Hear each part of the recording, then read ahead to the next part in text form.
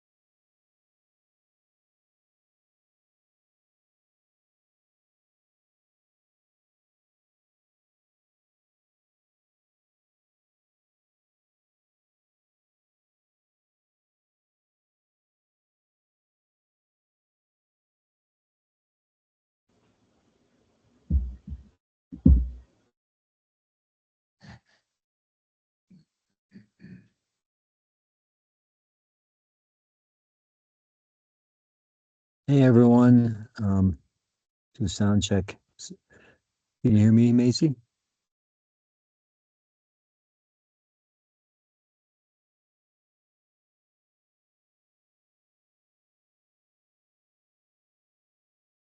Anyone online here? Can you hear me? Can Yes. hear you online.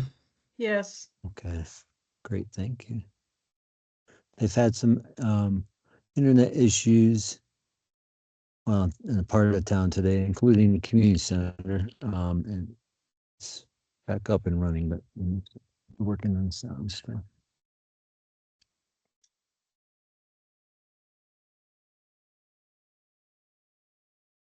Billy, I'm just confirming you can hear me. Yes, cool. I can hear you, and everyone on the line can hear me, I think so. Tanya, can you do the sound check? Yep. I hear you. Okay, great. Well, with that, let's go ahead and welcome everyone. Thanks for being here. Welcome to the December 16th, 2025 regular BOT meeting. Thanks for being patient. We had an executive session beforehand. Macy, would you please make the roll call? It's 7:06 p.m. Mayor Billy. here.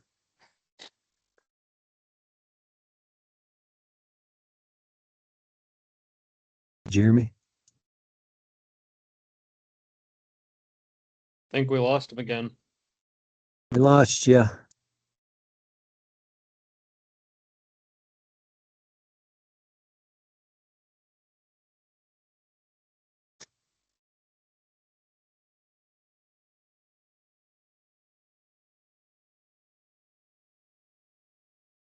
Hello?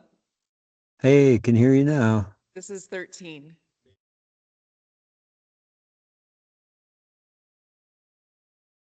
Okay. I can't hear Macy yet.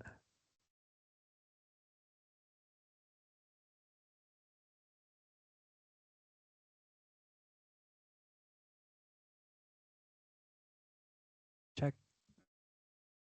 I hear you, Luke. Okay, Tierney, we're good now. Okay, Tierney, can we hear you? Mayor Pro Tem Sterling. She is here. Trustee Corvalon. I'm here. I'm here. Trustee Maris. Here. Trustee Miller. Here. Thank you. I'd like to note for the record. Oh, wait. Trustee Larson, are you online? Also here, yes. Okay, great. Thank you so much. Looks like everyone who's seated on the board is here tonight. Thank you. Awesome. Thanks, Macy. With that, we have going to our consent agenda. We have 5 items this evening on the consent agenda. Any questions, comments on those? I have one, if no one else does.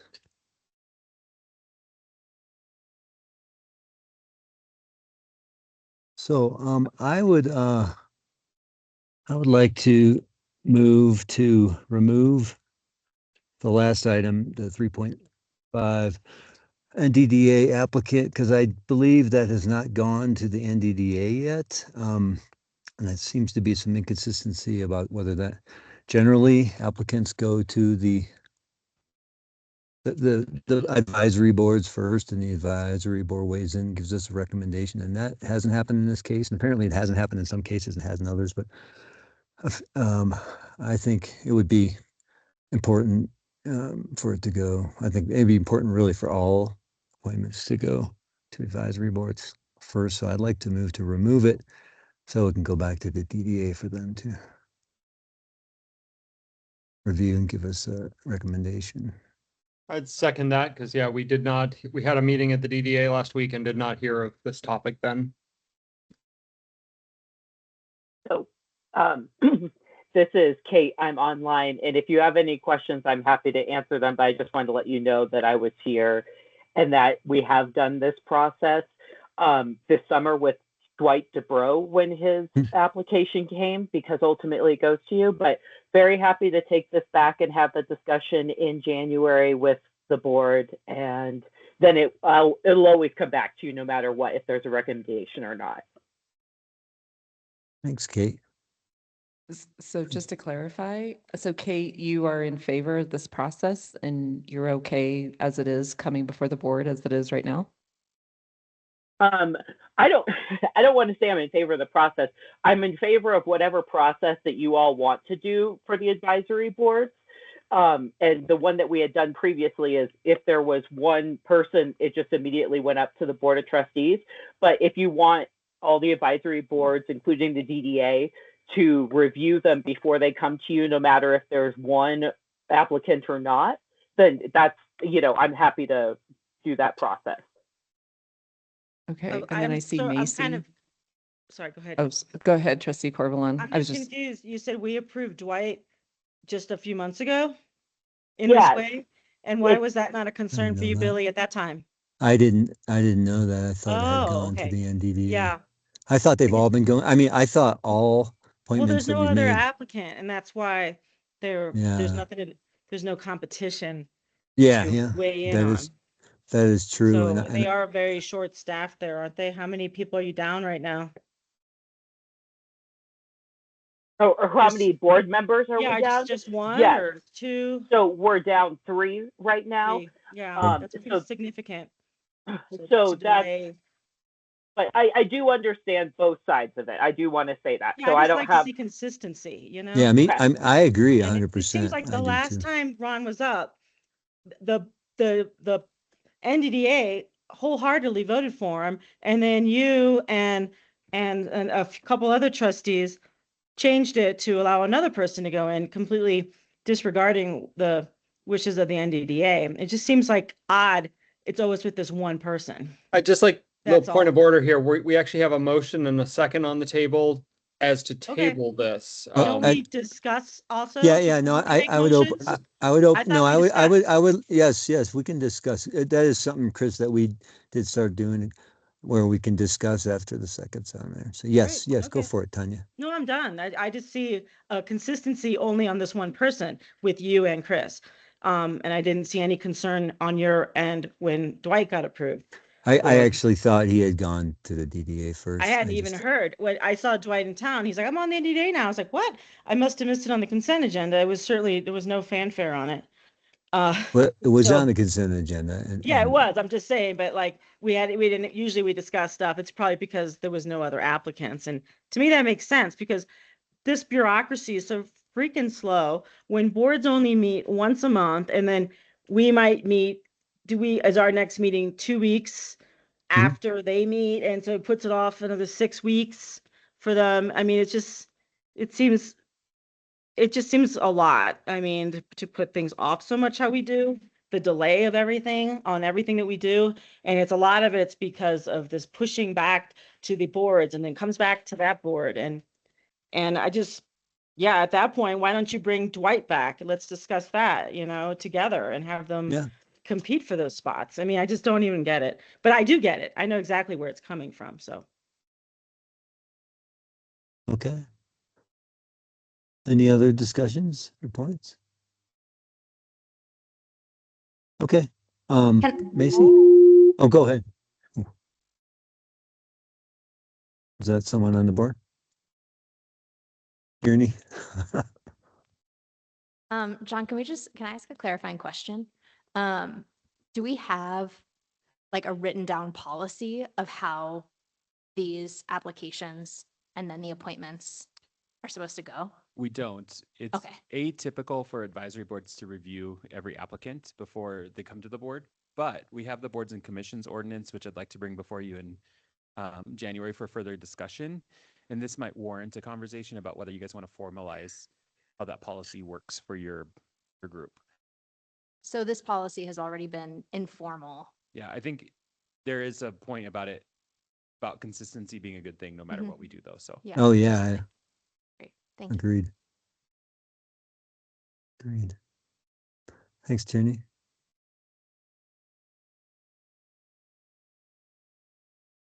Macy, Yes. there's a motion and a second on the. Okay. And clarify that the motion is that it That is we- removing that- number 3.5, correct, Mayor Billy? Yeah, Tabling. yeah, thank you. It'd be tabling it or removing it from this agenda. And then, and then I move to remove it from this agenda and direct staff to bring this, appointment back to the DDA. Okay. Mayor Billy, Yes. Trustee Larson, Yes. Trustee Corvalon, No, Mayor Pro Tem Sterling, No. Trustee Maris, I'm also going to say no. and Trustee Miller. You have to send the deciding vote to me. Ha. I'm going to say no. Thank you. The motion does not pass and the item stays on the consent agenda. Great. Then I'd like to move it to an action item because I think it warrants discussion at least. Second. There's been a lot of changes in the DDA in the last year and a half, and I feel like it'd be wise for us to discuss this and just see what we think about, the direction of the DDA and how an applicant can affect that one way or the other. So, Macy, any discussion? Macy? Trustee Larson, Yes. Trustee Maris, Yes. Trustee Miller, Yes. Mayor Pro Tem Sterling, No. Trustee Corvalon, no. and Mayor Billy. Yes. Thank you. Thanks. We'll move that to be the last action item of the night. Appreciate that. With that, we're going to go into staff reports, and I'm going to Oh, be we need signing to off. Go see approve the my consent son show. agenda. Can we approve Oh, the gosh. consent agenda? Yes, I apologize. We can. So with that, we have 4 items, items 3.1 through 3.4. And do I hear any motions? I move to approve the consent agenda. Second. Second? Mayor Pro Tem Sterling, Yes. Trustee Larson, Yes. Trustee Maris, Yes. Mayor Billy, Yes. Trustee Corvalon, Yeah, and Trustee Miller. Yes. Thank you. Thanks, everyone. With that, we'll go into staff reports. I'm going to tune out for a bit, but I'll chime back in after my son's performance.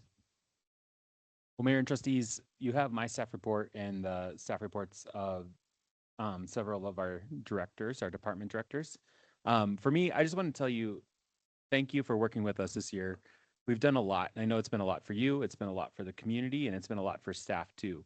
That's really what I was focused on in what I wrote to you. And I think the big thing that I really want to recognize is really honestly how hard and how much our staff has showed up this year in making sure that toilets flush and that the things that need to happen happen.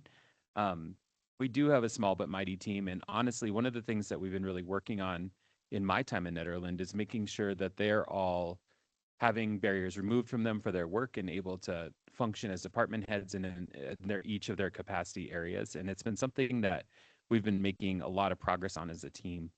Um, two of them this year are our Employee of the Year, and I want to recognize them. There's a proclamation later in your agenda, but they're Rita Six, our treasurer, and then Britt Demink, our planner.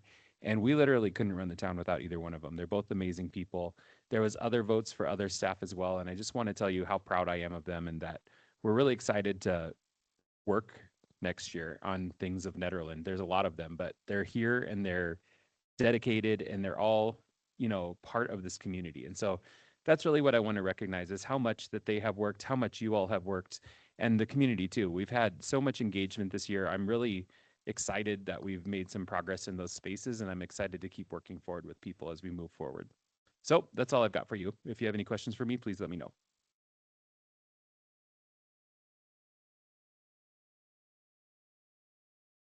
No questions, but I would just echo, like, it has been a pleasure. It has been one heck of a year. Um, you and I always joke that maybe someday soon we'll take vacations and I hope, you and your family can have some respite and some rest in this holiday season. And hell yeah to Rita and Britt. You guys are just freaking awesome. So proud of you, both of you, and just so happy to have you on our team.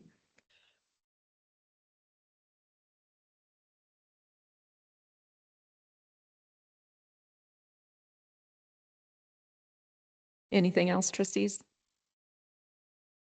You summed it up pretty well. Thank you. All right. All right, ditto. There we go. And then thank you for everyone's treasure. Thank you for everyone's reports. Rita's was next, the treasurer staff report. That information is still very helpful, even though we may not have all the questions or many questions. At this point, we look for those outliers and but thank you and for continuing to make those reports happen. So we'll go on to trustee reports and we'll start with trustees in the room and then go online. So just real quick, verbal reports. Trustee Miller, anything from your side? No, the only thing that is of note is that we are still trying to get the PROST over to the board for review. Delayed a little bit just because of some final tweaks by the ProSab team, but also lots of full agendas for us. So we'll look into bringing that in January, early January for a review, and then I assume there'll be some feedback. We'll probably do this with a little bit of a presentation for the board because it's huge, and so give a chance to walk through everything, and then hopefully we'll be able to take some feedback and get that finalized. So Fabulous. Thank you. Trustee Maris? I have nothing to report this month. All NAPADAC right. didn't meet. Not a problem. Let's go online. Trustee Corvalon, any updates for us? Nope, we did not meet either. Okey doke. And Trustee Larson, any updates from your side of things? Yeah, I got some updates from the DDA. We met last week. As I said, actually had a good meeting. Well, it was more of a work session meeting, looking ahead to what projects the DDA wants to pursue in the coming year and really kind of prepping for the work session that we'd like to have, the DDA would like to have with the BOT in January. I know we've been talking about that for a while and it keeps kind of getting postponed as we've been tackling some other big projects on the BOT, as we're all aware. But we're looking forward to that. I just, having been on the DDA now for roughly 6 months, it's really encouraging to see how well the DDA has improved over the years and come together. And I hope we continue to move forward and not step back. Chris, I have a couple questions. Yeah. About the holiday lighting, how much money did you guys approve for this year's holiday lighting? I think it was roughly about 1,500. I know is she. Oh, I think we've lost the. Yep, I was looking for the Yeah, it just executive doesn't- director, but Maybe 1,500. John knows. Did we add a whole lot of lights this year? It just looks very similar to last year. There is some more lights on the trail down by Chipeta Park. And then we added some of the, I don't know what you call them, decorative building lights needed to be replaced this year, and so they did replace some of those. Gotcha. Um, That's why it looks the same. And Yeah, we and do want to can- we do want to keep building that tiny. That's a really big goal for parks next year, is to see if we can figure out some more. yeah, because I lights. thought Dwight had told me that they had approved like $5,000 for it, but was that not? Did they not use it all? No, I could so follow up. Can I follow up? Oh, maybe There we go. Kate's There. on the call. I'm Kate is on. I saw it, and then I'll hop off again and be back on. But yes, Chris is correct. For this fiscal year, there was about 1,500, and yes, Nikki was given the directive to do what she needed to do during one of our meetings to beef it up. And the $5,000 that you're talking about was in the 2026 budget potentially, but that's part of what got ratcheted down when we kept funding flat at Funding what? 75. Funding what? Flat, Flat. funding flat at 75,000 versus the boost of 105. That's kind of one of the things that beautification. will get a little bit trimmed, but there's still the intent, like I said, and that was the conversation with Nikki, to build each year on that.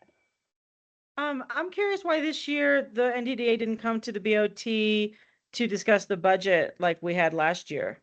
Last year you came during budget season and we talked about each line item and is there a So- reason why that was not done that way this year? Well, I did come to one of the meetings, and there was a work session this year with the BOT and the DDA because we weren't able to make it work a different Oh. way. So it was just a work I must session. have missed it. I'm sorry Yeah. to hear that. When was that work session? October? Oh. There's a second meeting in October. Second meeting in Oh, it was October. at their meeting. Okay, gotcha. Okay, great, thanks. And are we gonna hear about from wayfinding pretty soon? A little update on that, or is that still happening? Yes, all the footers are in. We're waiting for the final kiosk to be printed, and then they're going to bring out everything and install it on the footers that are already in. Oh, great, thank you. And I think Okay. one other thing I just follow up with that on Kate with the wayfinding. We did mention at our meeting last week, there has been some updates and changes to the wayfinding due to the Caribou Center fire. So obviously that Okay. and that's part of it is we've moved one of the kiosks. Well, are these things flexible? I would imagine businesses change and locations change. Yes. Are the Yes. signs, you can take them out, put a new one in?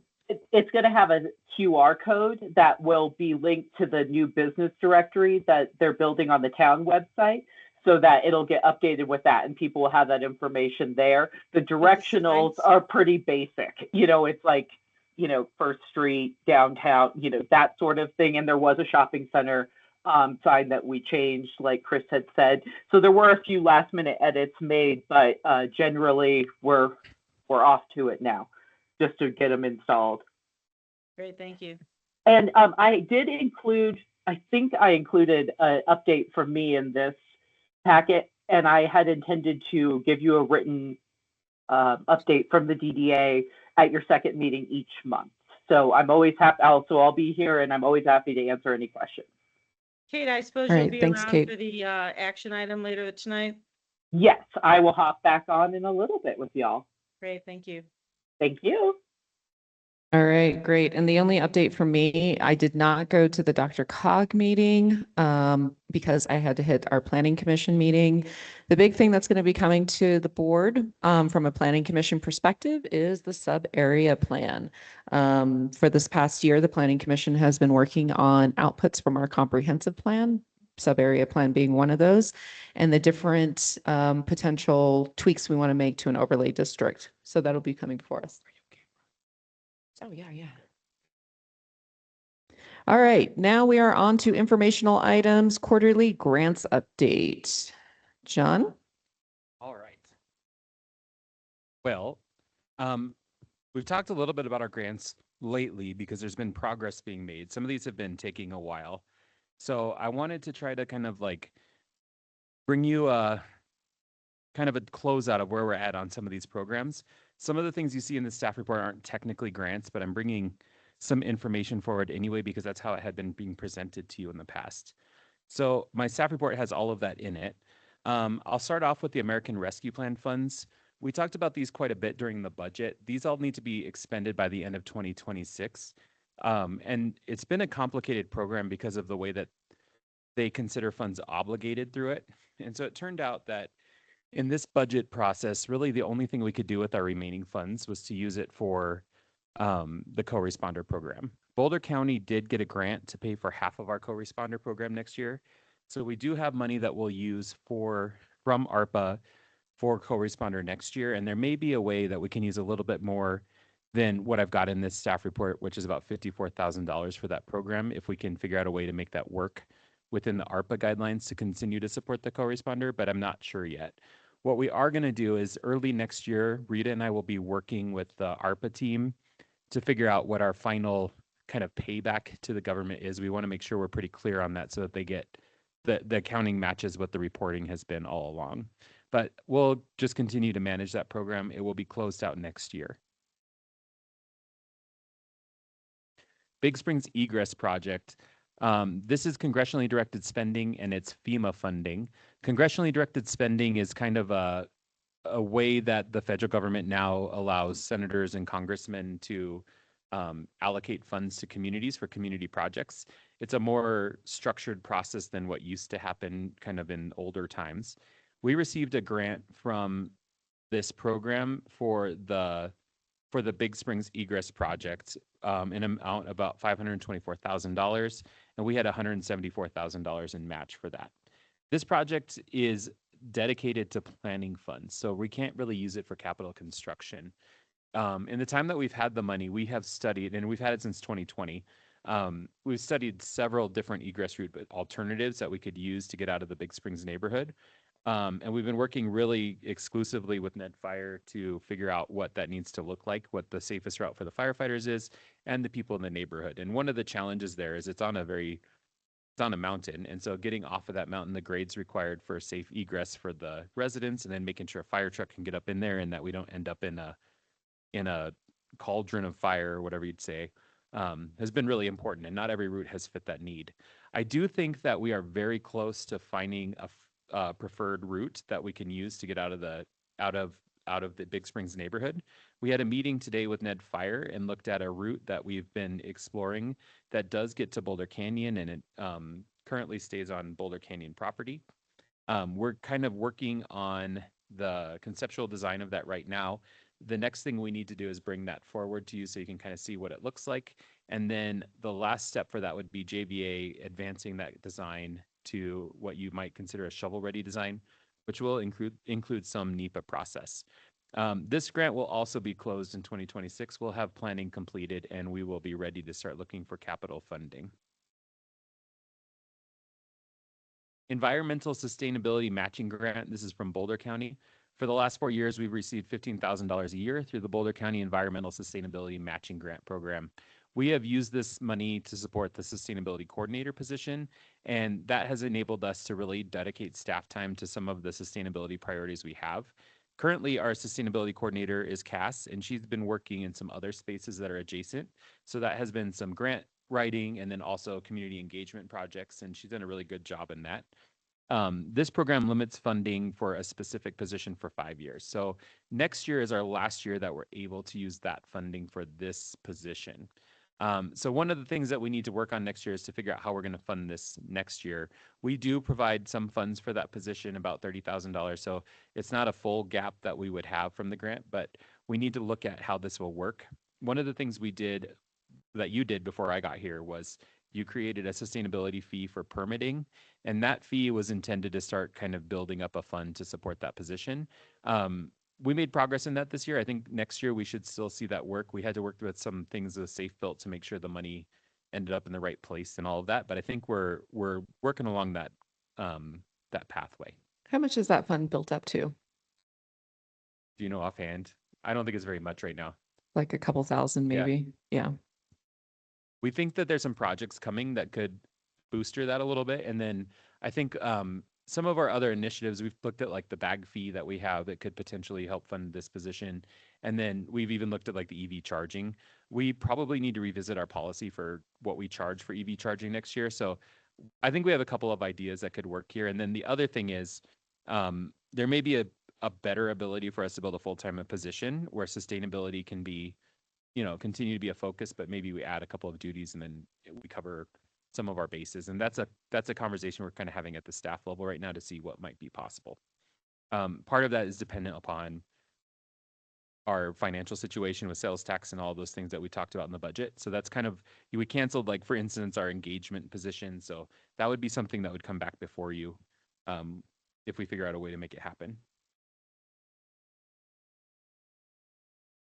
Safer Main Streets project. This is the one I'm most excited about right now. It's the closest to being done, which is great. This project is focused on pedestrian safety and traffic calming on the highway. Basically, what we would be doing is replacing the crusher-fine sidewalks that go in front of the History Museum there on the north side of the street, and then building better pedestrian crossings at First Street and Highway 119, and then right by the library. They would also have flashing beacons like you see on Canyon and Boulder that allow pedestrians to more easily be seen and visible on the highway. This project has basically got the go-ahead to put out to bid, so we'll be doing that as we told you last meeting. We were going to try to put it out last week for bid, but then with the Christmas holiday, it seems like we may not get the contractors interested that we wanted. And we do want them to come up and walk the site with us just to make sure they understand the scope of the project. So we're going to bid it out in early January, and then we'll have a contractor meeting probably the week of the 10th, and then construction will commence as soon as it's warm enough to do so. Transportation Improvement Project. This is a project funded by Dr. Cog and CDOT, and it supports the same kind of work, pedestrian and transportation improvements. This project has been going on since approximately 1874, and it would build a sidewalk from RTD to basically the highway, essentially in front of Town Hall. There is a reduction in parking that would happen on First Street, well, in the parking lot where First Street would be if it was a street. But there is a significant amount of other parking that would happen along First Street to the west and then on Jackson Street. So I think overall it's a net wash. And then the sidewalk will be much wider, which is good for that space because we do get a lot of pedestrian action there. And it would be ADA compliant and all of those kind of good things. You can see in here in the project, it does have other elements, streetscape elements, including the electric vehicle charging station, which we already have, some new bike guard racks, planters, and kind of paving improvements that we can make there. Right now, we're working through the last of the Uniform Act requirement, which is the federal requirement for federal money. We should be able to bid this project out first quarter of 2026, and then hopefully start working on construction summer 2026. This project has some community engagement that needs to happen alongside of that construction timeline. There will be impacts in the area, and so we just need to talk to people about that. They're going to be unfortunately necessary to do during the summer just because that's when you can make concrete. So we'll be working with the community and bringing some of that forward in advance of whatever we end up doing. Multi-jurisdictional Housing Authority grant. This is a grant from DOLA. Gilpin County is the fiscal lead on this grant, and it is in conjunction with us, Central City, and Lyons. We had received $104,000 in partnership with them to study the feasibility of creating a multi-jurisdictional housing authority. It also includes some work to develop fast-track permitting policies. Gilpin County hired a consultant to work on this project. That has been completed. The next thing that we really need to do is focus on political feasibility, connecting each of these communities in an IGA, and then how we would fund it. And for right now, it's an unfunded kind of thing. Obviously, we had some challenges in our budget. Lyons is interested in pursuing this, but same kind of problems. And then Gilpin County has a couple of different things they're kind of navigating in their space.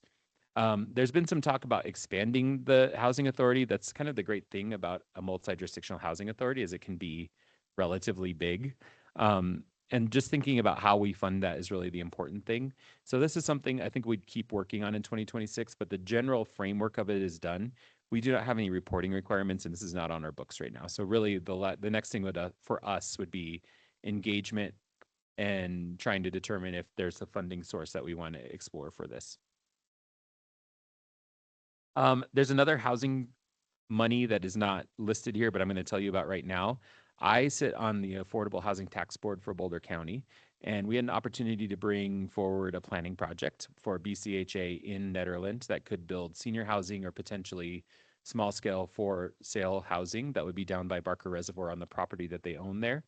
Boulder County I think will be awarding us $100,000 to be studying that and to start coming up with a plan for what that would look like.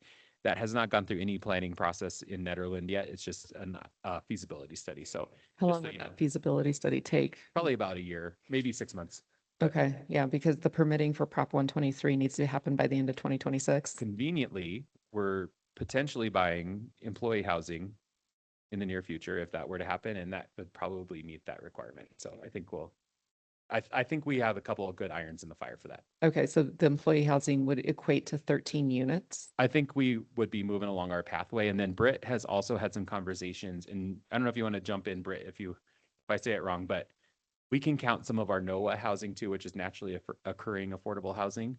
And so there are a lot of communities that are in the same boat as us. And so right now, what's happening at the planning level is communities are just working to figure out what counts under this equation that the state has. But I'm fairly confident that we're going to be able to meet our goal in Okay. 2026, one way or the other. Okay.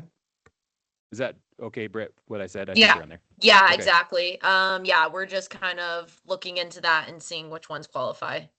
Yeah. We've also got a couple other housing projects that Britt has been working on that, like I said, there's a couple of irons in the fire. So we are cautiously optimistic about our Prop 123 stuff.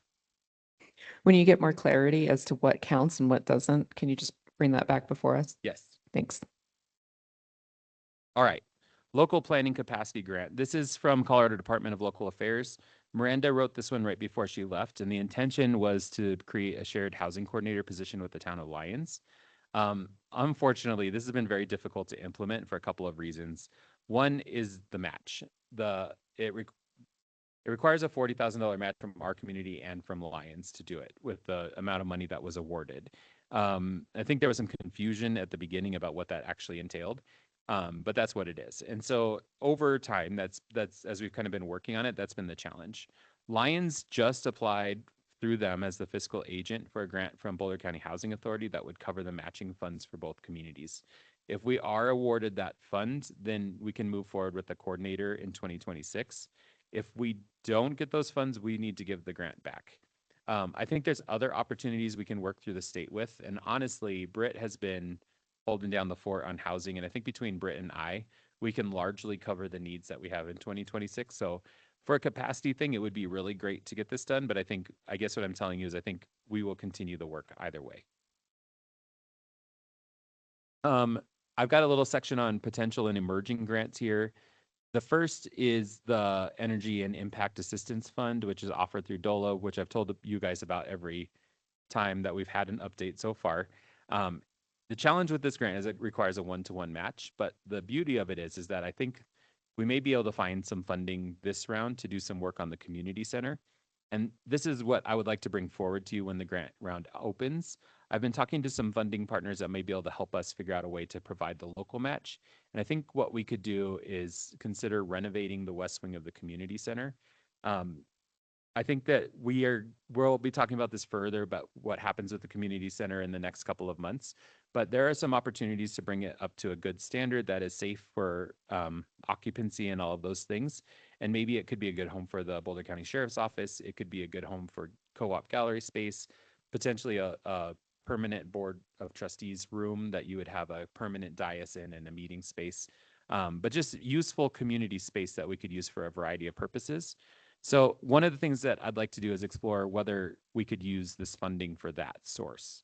But we'll bring more information about that forward as we move forward. Another one is the DOLA Innovative Local Government Workforce Solutions Pilot Program.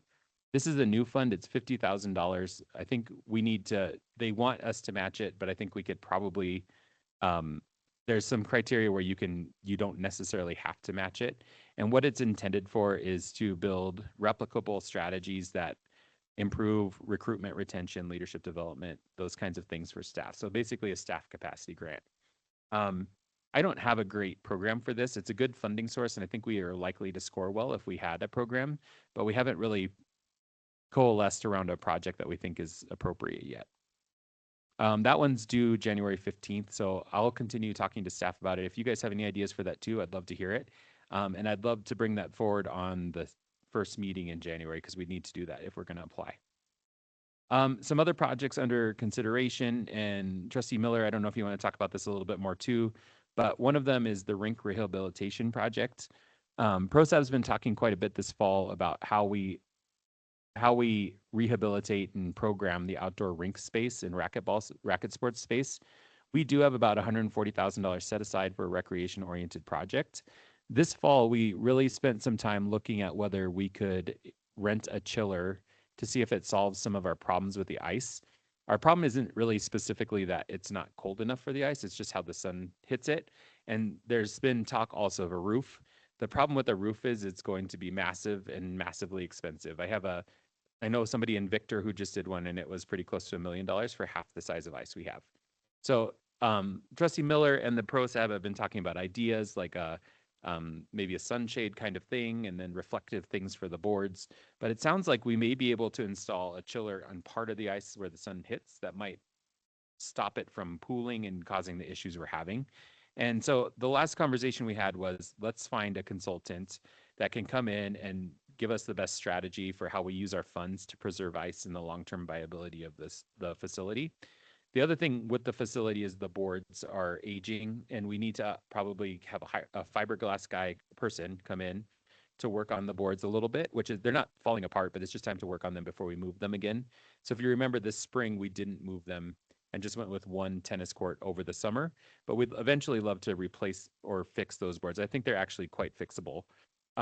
Just long term, just to keep them alive. Boards can be expensive to replace completely. So that's one of the things we'd like to do next year, is bring forward that consultant project to look at that ice. And I think we could use our recreation funds for that. And then that would position us pretty well for a GoCo grant to look at that facility. Wildfire. Oh, sorry. Go ahead. I just add kind of one of the reasons we came to the decision to pursue a consultant is just the scale of both the solutions, like either a roof or a shade, sun sail shade or the chiller. I mean, they're all 6 or 7 figure solutions, right? And so rather than charging down the path of one or the other, we felt like we really needed somebody, because we got conflicting reports from various people involved in the project over the last many years about which they thought would be a better thing to do. And so getting somebody, an outside person who's like a, real professional expert in ice rinks and kind of can look at our specific location and help us out with that. The other thing which John missed, but I think it falls into the same thing, is the curb around the rink. So when the water starts to liquefy a little bit, it doesn't all flow off, is something that was not installed properly when the It doesn't have one. original. Yeah, it doesn't. It was designed without one. So we Right. do use a curb, but it's right. it's part of the boards, which is part of why they can't move. Right. Yeah. So anyway, that's another thing that could potentially be something we could spend money on while we wait for a solution for the chiller or the shade or whatever. Both. So lots of And options. so like the consultant, how is that being paid for? I was thinking about using the restricted funds we have, the recreation funds. Okay, so Um, that 100 and whatever. Yeah, it probably wouldn't be that much, but that's something I need to develop a name for. And then I think the scope of the project is still to be determined. Mostly it's just, how do we maintain ice? How do we make sure we have a good racket space? And then the other thing, that space is a really good community space. So there's other things that could potentially be programmed there in the summertime. And that's the other question, is how we most effectively do that.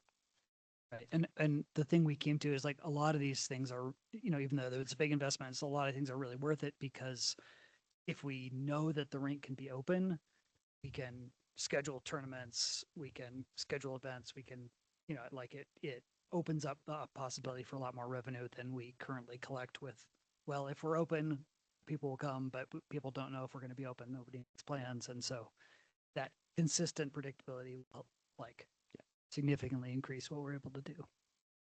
It is relatively profitable. It's just getting the ice in the shape that it can skate is really the challenge. So, but we're going to keep working on it. Wildfire emergency sirens. These are two things that we always want to be pursuing. I will just say it was kind of ridiculous that we didn't get sirens from the grant we applied to this year that we found out we didn't get on the day of the fire. But regardless, Chief Schmidtman and I have been working together on trying to identify other alternatives for sirens. And that's, if we find one, I'm going to bring it to you ASAP. We don't think it's actually that expensive. I think we can get something under $150,000, maybe even a little bit cheaper to start. So really the key is we just we keep pushing that button until it happens. And then wildfire mitigation efforts, we have a small town, small capacity, but we always want to be looking for money that can help or teams that can help and things like that. So that's something that we'll always be looking for as well. Just as the last thing here, I think really what I've been focused on is we have a couple of grants that have been on our books too long. It's time to get them closed out. I want to make sure we're evaluating future funding opportunities. We're in a constrained budget this year, but if we have the right opportunities, we should strike. So I mentioned a couple of them. There may be other ones that pop up. If you guys find them, please let us know, and we'll keep that moving. But that's my update. Fabulous. The only other thing I would point you to is if there's anything for affordable housing next year, DOLA has both the Proposition 123 and the ADU grant. But I think you've already, you actually lured me to the ADU grant. Yeah. I've been working, I've been trying to see if I can find a partner community to partner on an ADU idea that I have. Okay. And I've had a couple of really good conversations about that. That one also needs to move relatively quick. Okay. But the Prop 123, just so you know, Britt has been working on the fast track policies required of us by Prop 123, and she's almost done with that. And then Britt, there's money we can get once that is over, right? Yep. Like, I forget how much. Correct. Yeah, I think it's like 50K that we can apply for. Phase 2. Yeah. Okay. Fabulous. Thank you for both of your work on that. All right. Next are employees of the year. Well, I kind of like spoiled the surprise here, but I wrote That's okay. We read the packet, so we kind of knew. I wrote a proclamation. Is it all right if I just read it? Please. Okay. So the proclamation says, in recognition of Employees of the Year, Rita Six and Brittany Demink. It's hard to call you Brittany. Britt, but it's fine. Whereas the town of Netherlands' ability to serve its community depends on a professional, capable, and mission-driven staff and a strong organizational culture grounded in trust, collaboration, and accountability. And whereas the Board of Trustees recognizes that effective local government is built through steady leadership, shared responsibility, and employees who consistently support one another during routine operations and periods of significant change. And whereas Rita Six, hold on one second. We've had a hard year, so. Whereas Rita Six, town treasurer, has for the past 2 years played a central role in strengthening the town's financial operations, guiding the organization through a challenging fiscal environment with clarity, professionalism, and sound judgment, while managing the finance department with consistency and care. And whereas Rita Six has demonstrated exceptional leadership through her willingness to step forward, support colleagues across departments, and uphold the highest standards of public service with steadiness, grace, and professionalism. And whereas Britt Demink, community planner, stepped into a complex role and quickly built strong working knowledge of Netherlands municipal code, navigating challenging land use matters, emergency response conditions related to the Caribou Fire. And whereas Britt Demink has consistently demonstrated a collaborative approach in her work, supporting colleagues, engaging thoughtfully with the community, and contributing to a culture of problem solving, trust, and shared responsibility. Whereas Rita Six and Britt Demink exemplify the qualities of reliability, teamwork, and service that strengthen the organization, often stepping forward to help others without hesitation and contributing to an environment where staff are supported and empowered to succeed. Now, therefore, be it proclaimed by the Board of Trustees of the Town of Nederland that Rita Six and Britt Demink are hereby recognized as Employees of the Year, and the Board expresses its appreciation for their exemplary service, leadership, and contribution to this continued strength and effectiveness of the town organization. I don't know what I get to use this for, but I'm going to use it for this. Let it be proclaimed. Thank you to the both of you. You do fantastic work throughout the year. It goes oftentimes unrecognized, and we hope that you take this moment to realize just how amazing the both of you are. So thank you. All right. Thank you, John, for putting that together too. It has been a hard year.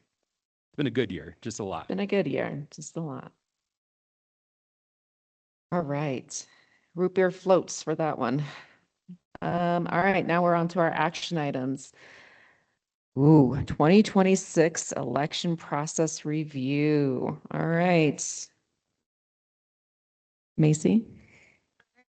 So our next regular municipal election is on Tuesday, April 7th, 2026.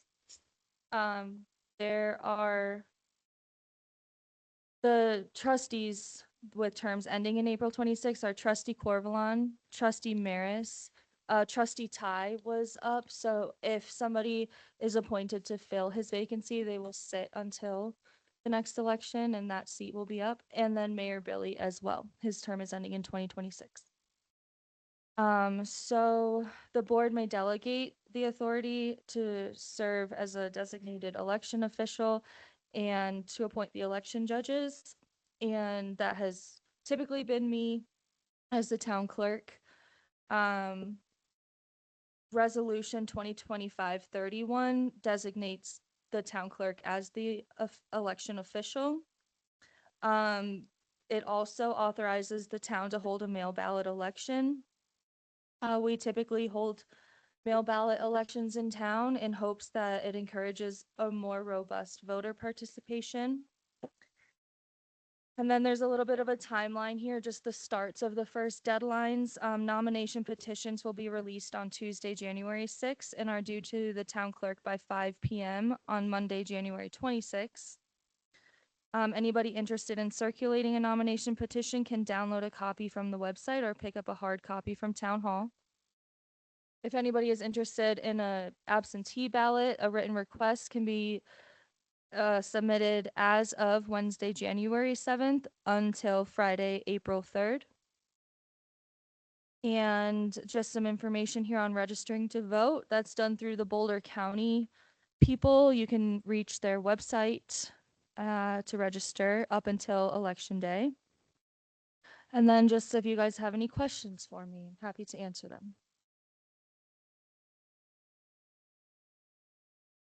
Hi, Macy, it's Tanya. I'm just confused about this action item. Can you just tell me, is there something different from past elections that we're voting on? No, this is just something that's done. It's one of Every the time. first things that's done on the election calendar, and it is I don't have it in It's just front of like me, a, but it's it's the routine delegating the process. authority. I'm sorry. It's just like your routine process to start the election cycle. Yes, and it's designating me as town clerk as the election official, so I can Gotcha. start on all of the intricacies. And it's also approving a mail ballot election to occur in April. Great. Thank Let you. me pull up the actual resolution. Yeah, on the Yeah. title of resolution 2025-31, it tells everything that we're approving here, which is the mail ballot election to occur, appointing the town clerk as the designated election official, and directing the official for the conduct of the 2026 election. Thank you. Yeah, thank you so much. Of course, thank you. Okay, any questions for Macy? Clerk Macy? We have some verbiage for a motion here, or do we just wing it? And yeah, because that's one of my clarifying questions is we actually have to make a motion. This isn't a misplaced informational item. Just action. It is like, Yeah, and then it's the attachment says resolution 2025-31 approving a mail ballot election on April 7th, 2026 and designating the town clerk as the designated okay, election official. so we would just say, I move to approve resolution 2025. Okay, And it, all right, and before, yes. I'm just making sure that you have public comment on the action Yep, item. thank you. Trustee Maris had already pointed it out, so we'll get Thank to, you. we'll make sure we get to that. So let's go in, well, trustees, no clarifying questions? We'll do process here.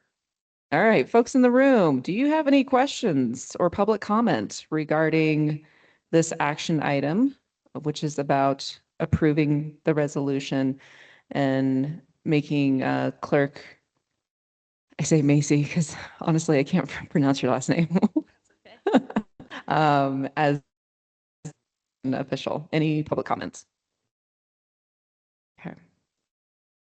Anyone online?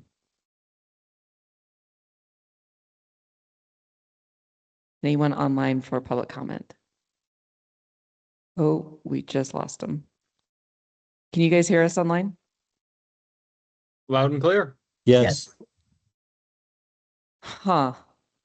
Okay, hold on. It's because John left it. Okay. I'm glad they can. Okay, everyone just hang tight. Okay, we cannot see you if anybody has raised the hand for public comment. They can hear us. Jennifer says they can still hear us. Okay. No one's Okay, hands are I'm up if you assuming can there is hear no us. one there for public comment. We can't see you. Things went dark. So we'll go ahead and bring it back to the board for discussion and or motion. Hey, it's Mayor Billy. I just joined at 7:59. What's I'm agenda not sure item they are can you hear on? us, Billy. We'll go ahead, excuse me, everyone online, can we we're gonna take a 3-minute recess. They can't hear us at all. Yeah, that sounds good. Thanks, Nicole. Okay, Yeah. hold on just a sec. We'll come back in 3 minutes. Hold tight. That sounds good. What are they discussing? What line item or agenda item are they on? This is just setting the election schedule and the mail-in ballot election, first action item Okay, for next cool. year. So Perfect. All right, I'll be in the building here in about 3 minutes. And the middle school, high school band performance was awesome.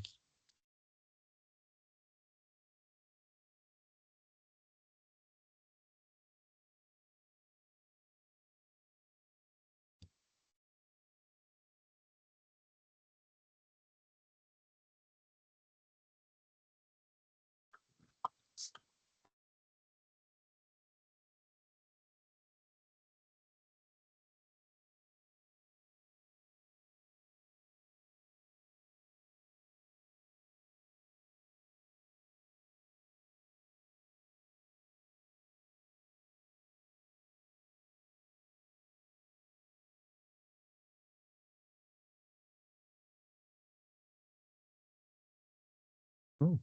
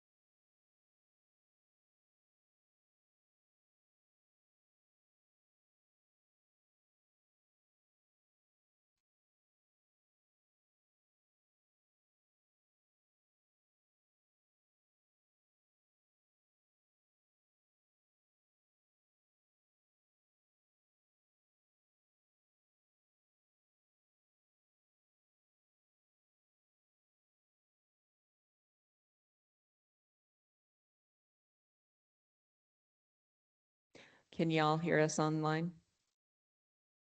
Yes. Okay.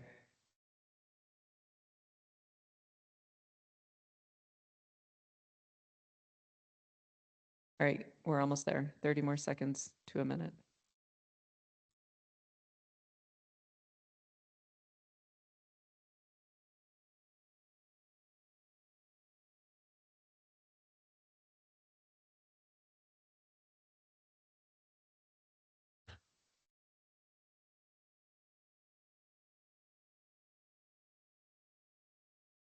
You're like public comment.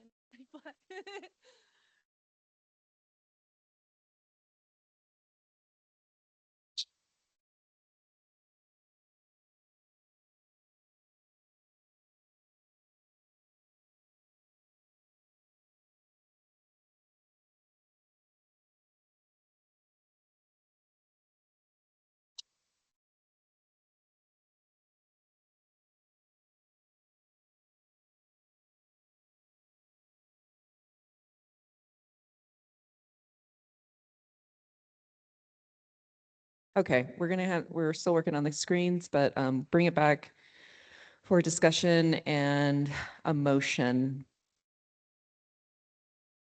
I move to approve resolution 2025-31. Second, Trustee Maris, Yes. Trustee Miller, yes. Trustee Larson, Yes. Mayor Billy, Yes. Trustee Corvalon, Yes. and Mayor Pro Tem Sterling. Yes. Thank you. All right. Fantastic. All right. Next we are on to the home occupancy ordinance. So, community planner, Britt? I believe it's the minor subdivision first. Yes. Okay. I was like, is that okay if I start there? Awesome. Give me 1 second. Sorry, my camera's been acting up all day. Okay. And you guys can hear me well? We can online. I can hear you. Yes, Elaine. Okay. Okay, perfect. So tonight, this is consideration of a minor subdivision application that was submitted by Mark Meyerton's trustee on behalf of Ralph Meyerton's Living Trust at 95 West First Street. Approval of the minor subdivision application is through approval of resolution 2025-38, approving the Wolf Tongue minor subdivision, legal description there. Just a quick summary. Mark has submitted the minor subdivision application that was heard at the November PC meeting, and was recommended for approval. The property is located in industrial zone, and the applicant is looking to subdivide this property in accordance to Ralph Meyerton's will. You can see some pictures of the property location there. The main thing that I wanted to go through for you guys is the staff analysis, which is done in regulation with the code requirements for the standards of approval. Under Netherlands Municipal Code 17-36, the Board of Trustees must consider this criteria when evaluating whether to recommend approval of minor subdivision, and staff provides the following analysis. Compliance with subdivision regulations. Staff has confirmed the proposed subdivision meets all applicable requirements of the town's subdivision regulations. Staff agrees the application qualifies as a minor subdivision. As requested, the replat would divide the existing parcel into 3 lots. Conformance with applicable zoning requirements. Staff has verified the proposed replat will not create any lot or parcels that fail to conform to applicable zoning standards, including setbacks, height, floor area, and minimum lot size. Within industrial zone, the minimum lot area is 8,000 square feet. Listed below, you can see all of the lots exceed that amount. So given that, staff does not anticipate there will be any issues with respect to the yard and bulk standards. Conformance on other applicable codes, ordinances, and resolutions. Staff finds the proposed subdivision substantially conforms to all other requirements of the town code, as well as town ordinances and resolution. Adequacy of water and wastewater utility capacity. There are currently no development plans associated with this request. If development is proposed in the future, the site can connect to town utilities, and the adequacy of water and wastewater capacity would be evaluated at that time. Any future use of private water systems would require to comply with Chapter 13 of Netherlands Municipal Code. Consistency with the Netherlands Comprehensive Plan. The proposed does not directly specify goals of the comprehensive plan.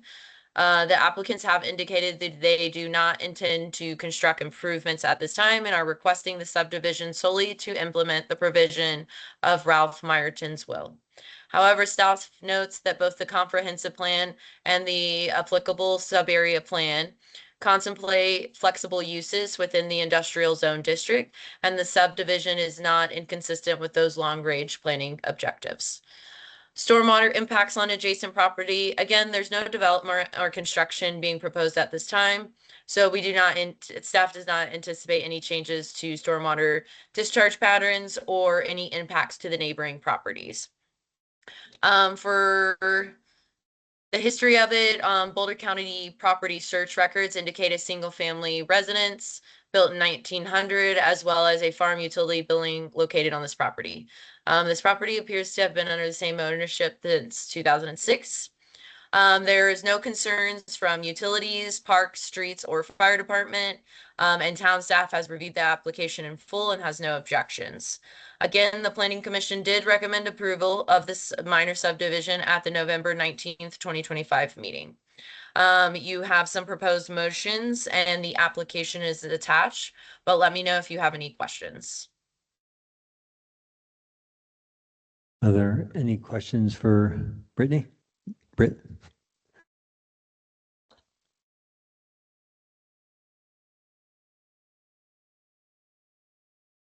Greta has her hand up. I don't know if you guys can see that. Who want- does? Greta? Okay, yeah, we'll get the public comment here in 1 sec. Okay. Oh, yeah, this is Tanya. Sorry, I just, on the map with the property, I can't tell where the 3 lots are gonna be. Yeah, so let me pull that up real quick. I mean, it doesn't really matter. I'm just curious, more out of curiosity. Yeah, it's no worries. So on the I'm plat, looking at- you will see lot 1, lot 2, and like lot 3. Oh, it's on the plat. And in between them, there's like a couple of tracks, which are those current residential units. I think some are residential and some are commercial uses within that structure. So the lot 1 is kind of like that whole, like where it's the Right. extended part there. Yep. And then lot 3 is where that current mill structure sits. And then lot 2 is currently where Jesse Seaver's business building is. Gotcha. Mhm. Okay, so they're all accessed from, is it First Street? West Correct. First? Yeah. Yeah. Okay, great, thank you. You're Can gonna I say just really something? quick, I'm sorry, I just got somebody on the call said there's no sound. It sounds like, Tanya, are you able to hear us okay? Oh, yeah, I hear you fine. Okay. Maybe they should call back or something, maybe it's, yeah. That's a good point. I don't know who that is, but maybe log off and log back on. Chris, Jennifer, can you hear us? Yes. Yeah, I was gonna say it sounds very clear on here.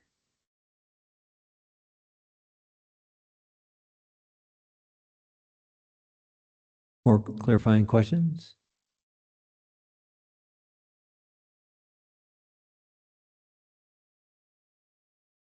Now we will go to public comment. First we'll You- go in the room. Anyone Mayor in the Billy, you room? might offer the applicant an opportunity to speak on their application. Yes. Great. I am not able to, I see Greta, is this, are all family members part of this application? I guess I heard Mark's name. It was the only name I heard. Okay, great. Yeah, so Mark is the trustee, but the lot 1 is going to be Laurel's, Barrels, and Greta's. So that's, I don't know how you guys want to treat that.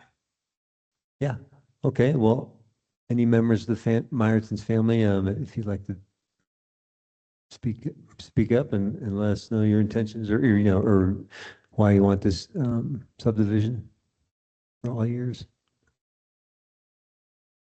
Oh, it's not showing, or it's not doing sound, Greta. It looks like you were unmuted, but it's not. I can't hear you. Star 6 is just if you're calling in by phone, right? Yeah, you can, if you can't get it to work, you can call in by phone, or if you'd like to reach out to me, I'm happy to read off whatever you might like as well.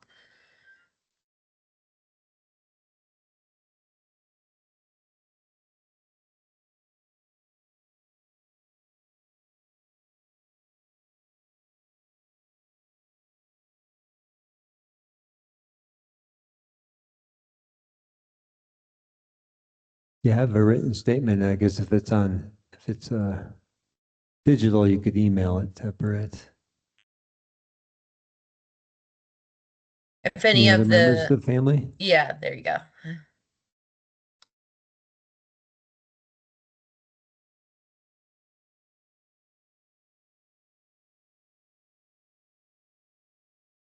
Nope, can't hear you. You're muted though. Carol, go ahead. Can you hear me? Yeah, you're very quiet, but if you speak up to I the just mic. don't have a loud voice, had a cold. We Oh, do sorry. want our parcel, which will be lot 1, to stay deeded under the Ralph Meyerton's Living Trust until we sell it. Okay. Any other details? Let me see if I get any text from Greta.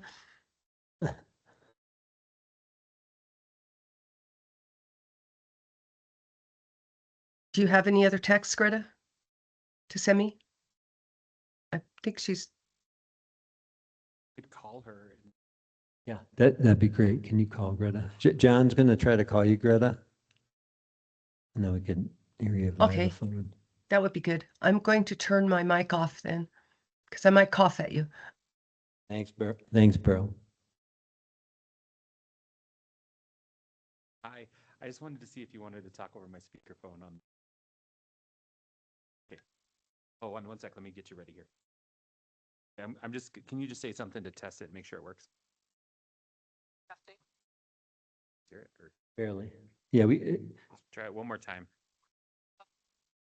that sounds good. Okay, you're good. Can you hear it online? Not great. Jennifer can hear it. No, not great. Can you turn up your volume a little bit, maybe? Just shove it right into the. Okay, try it one more time, Greta.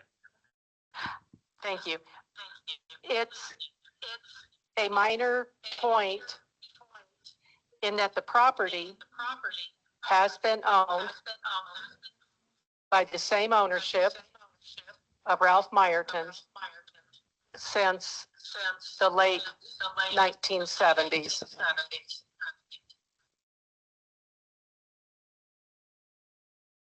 That's all. Thank you. Yeah, I think we got you. I know it was a little awkward there, but thank you. Okay, you're welcome. Thank you. Bye. Thanks, Greta. Any other comments from members of the family?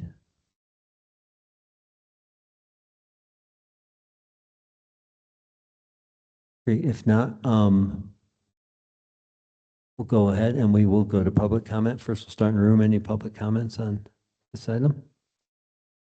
No? Okay. No comments. We'll go online. For you folks online, any public comments on the subdivision? Meyer?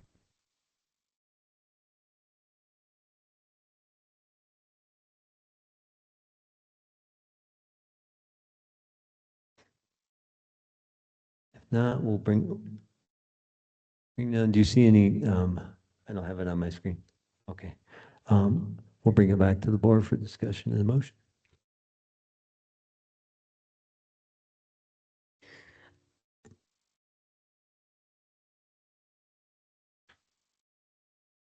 So we had this number 12.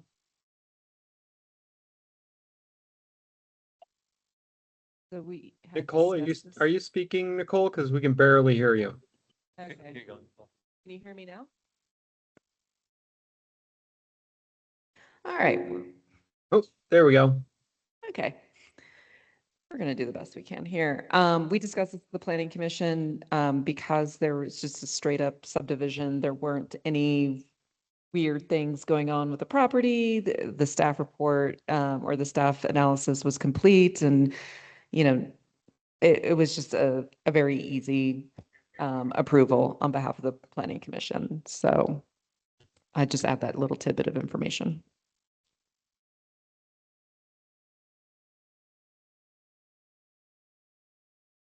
Great, thank you.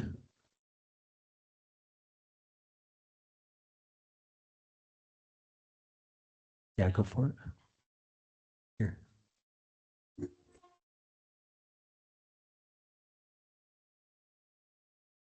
Just making a motion. That's all I'm doing. Well, before you do Go motion, I ahead. had one quick question is, are there any concerns if there's a transfer of ownership of any of the subdivided, the parcels that are being subdivided out? Is there any concerns around transfer of ownership of those parcels since they're residential use in a industrial zone? I know it's fine right now, but if they were to, if if they were to be transferred to some, or sold or transferred to someone else. Currently the only structure that's feel on free there to, answer is, in Braille. can you Sorry, guys we're hear having all us? kinds of mic issues here. Britt, did you have, Yeah, because I don't believe that all of them are residential. No, so, Oh, currently no, we there's can't no, hear them. oh, Brett, either you're muted or we've lost our sound.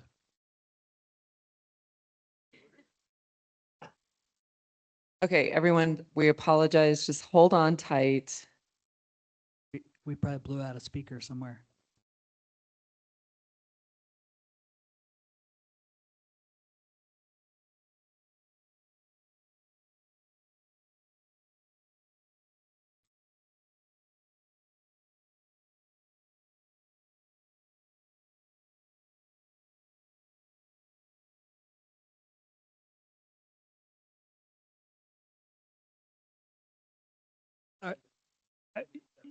This mic works fine. Do you want to just use this one? And does 5 work? Oh yeah. Oh yeah. They can't. Britt, you can hear us. We just can't hear you. Okay. correct. Can you hear me? Yeah. Ah, Well, But I'm not no, there. that's wait, that was Tanya Tanya. online. That's Nice. Tanya Ah. online with us. Online is all good. Okay, wait, can you guys hear us? Yeah. Yes. Yes. We hear you. Okay, we're good. Okay, can you hear Okay. me? We can hear you. Don't Yay. sneeze. I won't. So currently the only building right now on Yeah, that really, property good. is the mill. The other, well, and then the lot that Jesse's on is used as a like commercial industrial use, and then the other lot currently has no development on it. Oh, okay. Right, so Okay. they're all industrial. Oh, okay. All right. Cool. Yeah. Mhm. Sorry, Yeah. I thought I saw there was a house on. All right.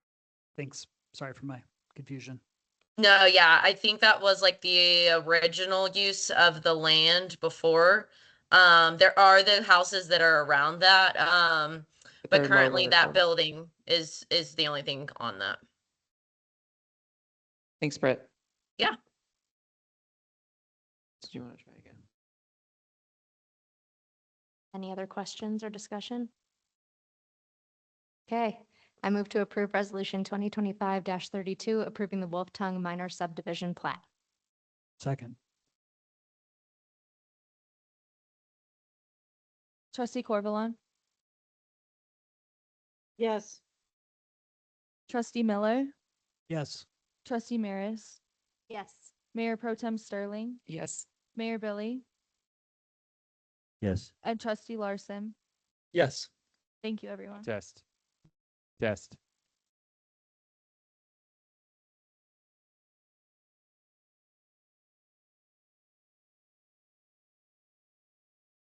Musical mics. Hear me now? The motion passes. Thank you. Shifting some microphones around here. That will go to our third action item of the evening, which is the home occupancy ordinance. Actually, I'm wondering if folks are open to it, if we switch 7.3 and 7.4, just because folks are sitting here, applicants, and we could honor their time a little more. And so we would just go with the BOT application review now, and then the home application, home occupancy ordinance, then NDA appointment. Works for me. Work for folks? That work for you, Tanya and Chris? Yeah. All in favor? So with that, and sorry, Britt, does that work for you? I guess that keeps you on a little longer, but is that okay? Oh, yeah, no, please have those applicants come forward. I'm here for the meeting. Okay, thank you so much. We appreciate it. Which they will be too if they are Yeah, appointed, one of by the them, way. one of them will be there FYI. for the meeting too. If That's they're- that's yeah. true. But I'll be nice this time. Thank you. With that, I think it would be Macy or Shannon here. It's Macy and Jennifer. All right. So as you know, Trustee Ty submitted his resignation, creating a vacancy on the Board of Trustees. The board directed town staff to open up for application acceptance, which we did. The deadline was December 10th, and we received 2 applications for the Board of Trustees, one from Andrew Jocelyn and one from Meg Fox. The applicants are both here tonight. If you have questions for them, I'm not going to get into the details about like the special election, all that stuff, because there isn't time for one, and the only option now is to appoint, or you guys could choose not to appoint and sit with a vacant seat, and it will be filled at the election. Great. Do we know, does that microphone work? Okay.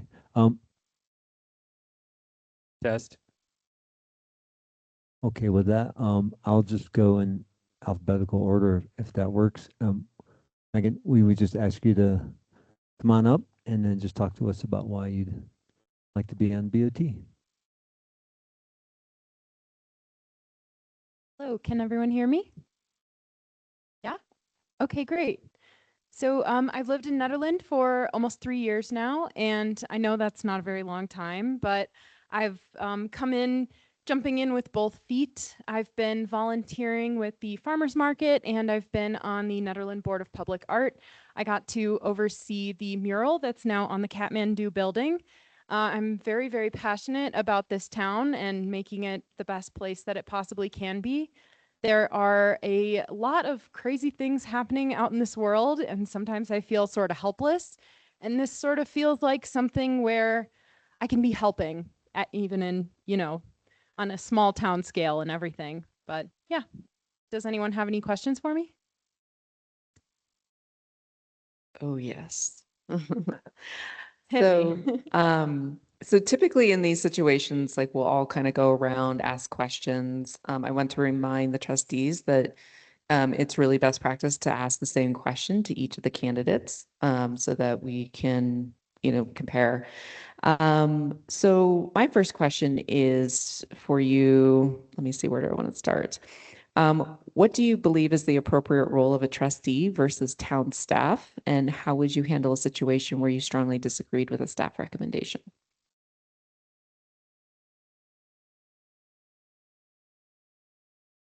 From my understanding, the trustees are just a part of making the big decisions through town. So town staff will bring notions or projects forward, and the trustees will vote on and have opinions on those projects. Okay. If I disagreed with someone, I think that I would be very respectful about it and respond in the appropriate way, by either saying, no, I disagree with that, or having a discussion with them in a calm manner. Okay, thanks. What are some things that you wish were different in town right now? We could definitely use some better sidewalks. That's a big one. I think that we could do a better job of fire mitigating the town. I've noticed that a lot of the people who live here and regularly are paying attention to fire mitigation are making sure their yards are very nice. But there are some people who maybe don't live here full time that kind of let their yards go a little wild, and it just makes me a bit nervous when it comes to wildfire season. So those are a couple of things. Okay, I have one more and then I'll pop it over to my fellow trustees so they can ask questions. But tell us about a time when you were involved in a highly polarized or emotionally charged community issue, and what actions did you take to build or maintain trust even when people disagreed with the outcome?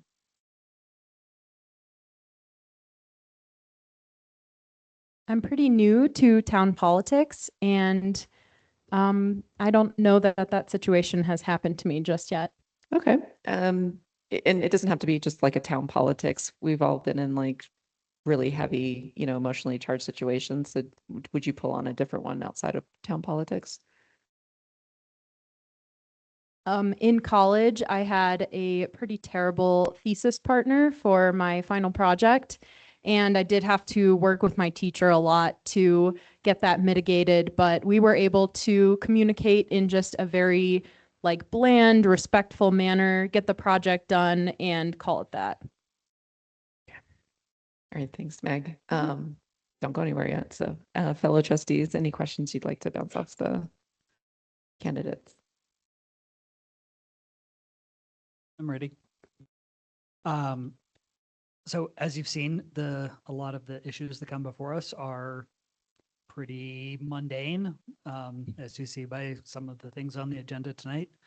How do you see your way of digesting that information so that you can still make informed decisions even when the topics aren't particularly impactful to you or particularly exciting?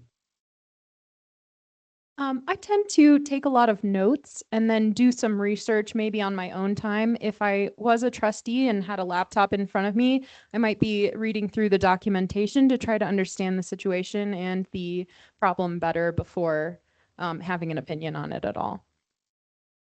Okay.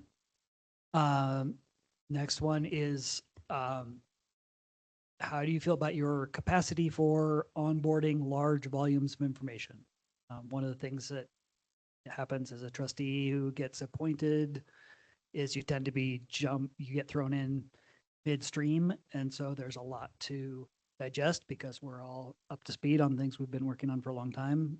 And so how do you feel about that? It's both a time commitment and also like not necessarily memorization, but just like ingesting a lot of information. I'm actually looking forward to it. I've been very curious about the way this town is run and the way the politics are run and the infrastructure and all of that stuff. All of the things you guys have been talking about today are very interesting to me. So I would be very excited to dig into some good documents.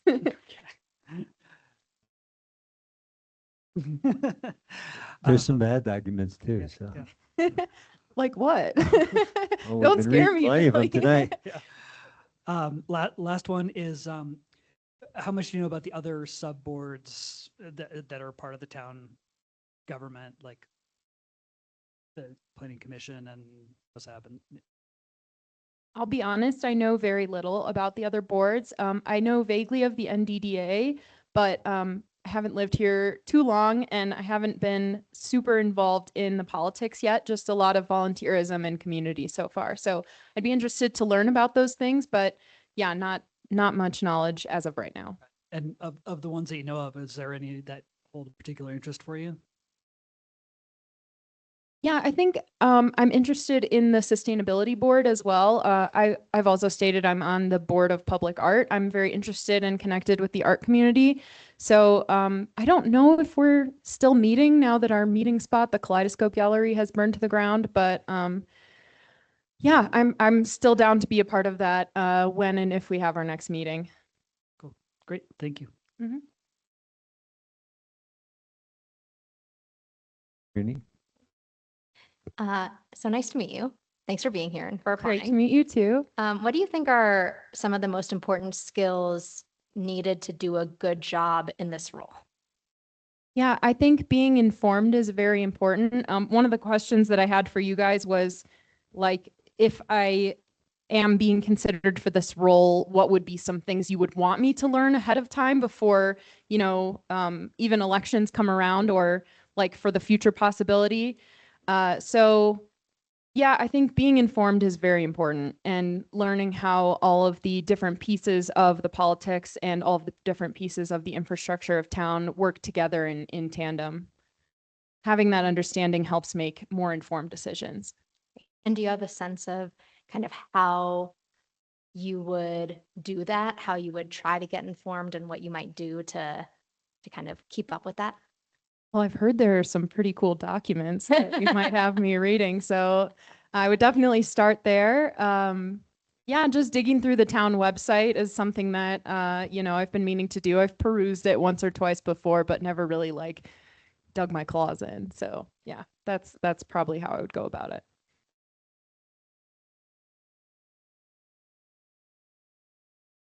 Tanya and Chris, any questions for Meg?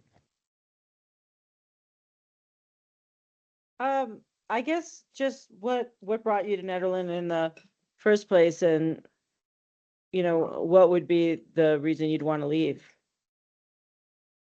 Besides the job. So yeah, so my husband and I moved here 3 years ago because my husband is an avid snowboarder and I'm an avid hiker, bird watcher, and outdoor painting person.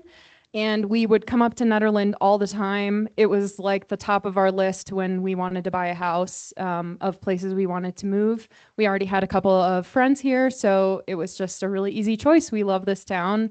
We love the charm of the downtown and the access to nature, and the fact that a moose just walks past our house sometimes is pretty crazy, but we love it. We love the nature, so we're here for it. That's great. Thanks. Why would I want to move? Yeah, like what would be something that in the town that could happen in the future or is happening now that you just at a certain point like I can't take it anymore? I mean, if my house burned down, that might make true. me want to move away. But other than that, I don't really see myself moving anytime soon. We That's really great. love it here.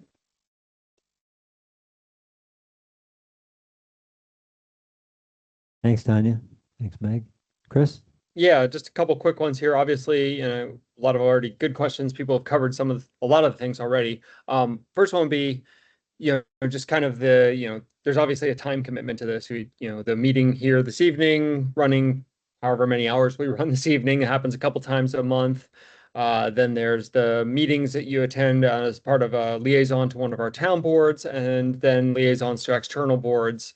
I'm just, curious if, you're comfortable with sort of that time commitment of, 5 hours, 5 hours a week roughly, for the town board. Sometimes more. Sometimes more, Yeah. yes. Yeah, I'm comfortable with that time commitment. If I have time to volunteer for stuff, I have time for this for sure. And I guess the second part of that is obviously we're appointing tonight because, as Macy said, we don't have time for the special election because we do have an election coming up. And it says a kind of a weird position for whomever gets appointed to the board tonight. You're really not going to have a lot of time to settle into the board before deciding to run for re-election. So I'm curious what your thoughts are on running in the April election, both if you're appointed tonight and if you're not appointed tonight. I was wondering, actually, I had a question about that. What does running for the Board of Trustees, what does that entail typically? So you there'll be, I think January 6th, we'll put out petitions and it's pretty low. It's pretty, this first step is pretty reasonably simple. You need 10 signatures from registered electors in the town of Netherlands. So these are folks that are in the town that are registered voters in good standing, and then make sure they sign their full name the way it's on some state identification, because see, that's your first step. And then once that's done, it gets reviewed, and then you campaign to whatever degree you care to, intend to or wish to, and then there'll be the mayor seat and 3 of the trustee seats are open for re-election, so they'll be all up. Hopefully, we'll have numerous candidates for all, and people will run elections. We may have some events like some. Usually the Like Mountaineer runs a paper, or meet the trustees, or else kind of they ask us questions, like we're around here, and a lot of folks are here and they ask questions, and just give our best answers and get to know folks and try to get the most votes. Well, I think I have at least 10 friends, so I'm good on step 1. And then as far as campaigning goes, I think that would be fun. It sounds great. I love meeting new people. I love talking to the community and being a part of it. So yeah, sounds great.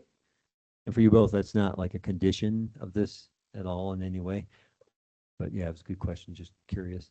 Mhm. I mean, everyone would be invited to please run, but yeah. Also worth noting that I do live walking distance from the community center, so getting here for these meetings is really not a problem. Even in the snow, I've got good thick boots. Thank you. Chris, any other questions? No, I think that covered it for me. Thanks. Okay, I don't really have any right now. I think they were asked if I have one that comes up, or if I ask one that Andrew, I'll ask of you later. So we'll probably ask you to come back up at some point, possibly to talk. I have some questions for the board if that's Yeah, allowed. That's awesome. Okay, great. So it's been mentioned we meet once a month. Is that correct? First and third Tuesdays Okay. of the months, generally. So twice a occasionally, month. Like last month, we had to switch Tuesday to Wednesday because of election day, but twice a month. So there's a minimum. There's meetings, they start at 7, they could go to 11, they go to 10, they possibly go to 11. First and third Tuesday. And then sometimes we have work sessions or special sessions. We've been having a lot of executive sessions around this Eldora acquisition.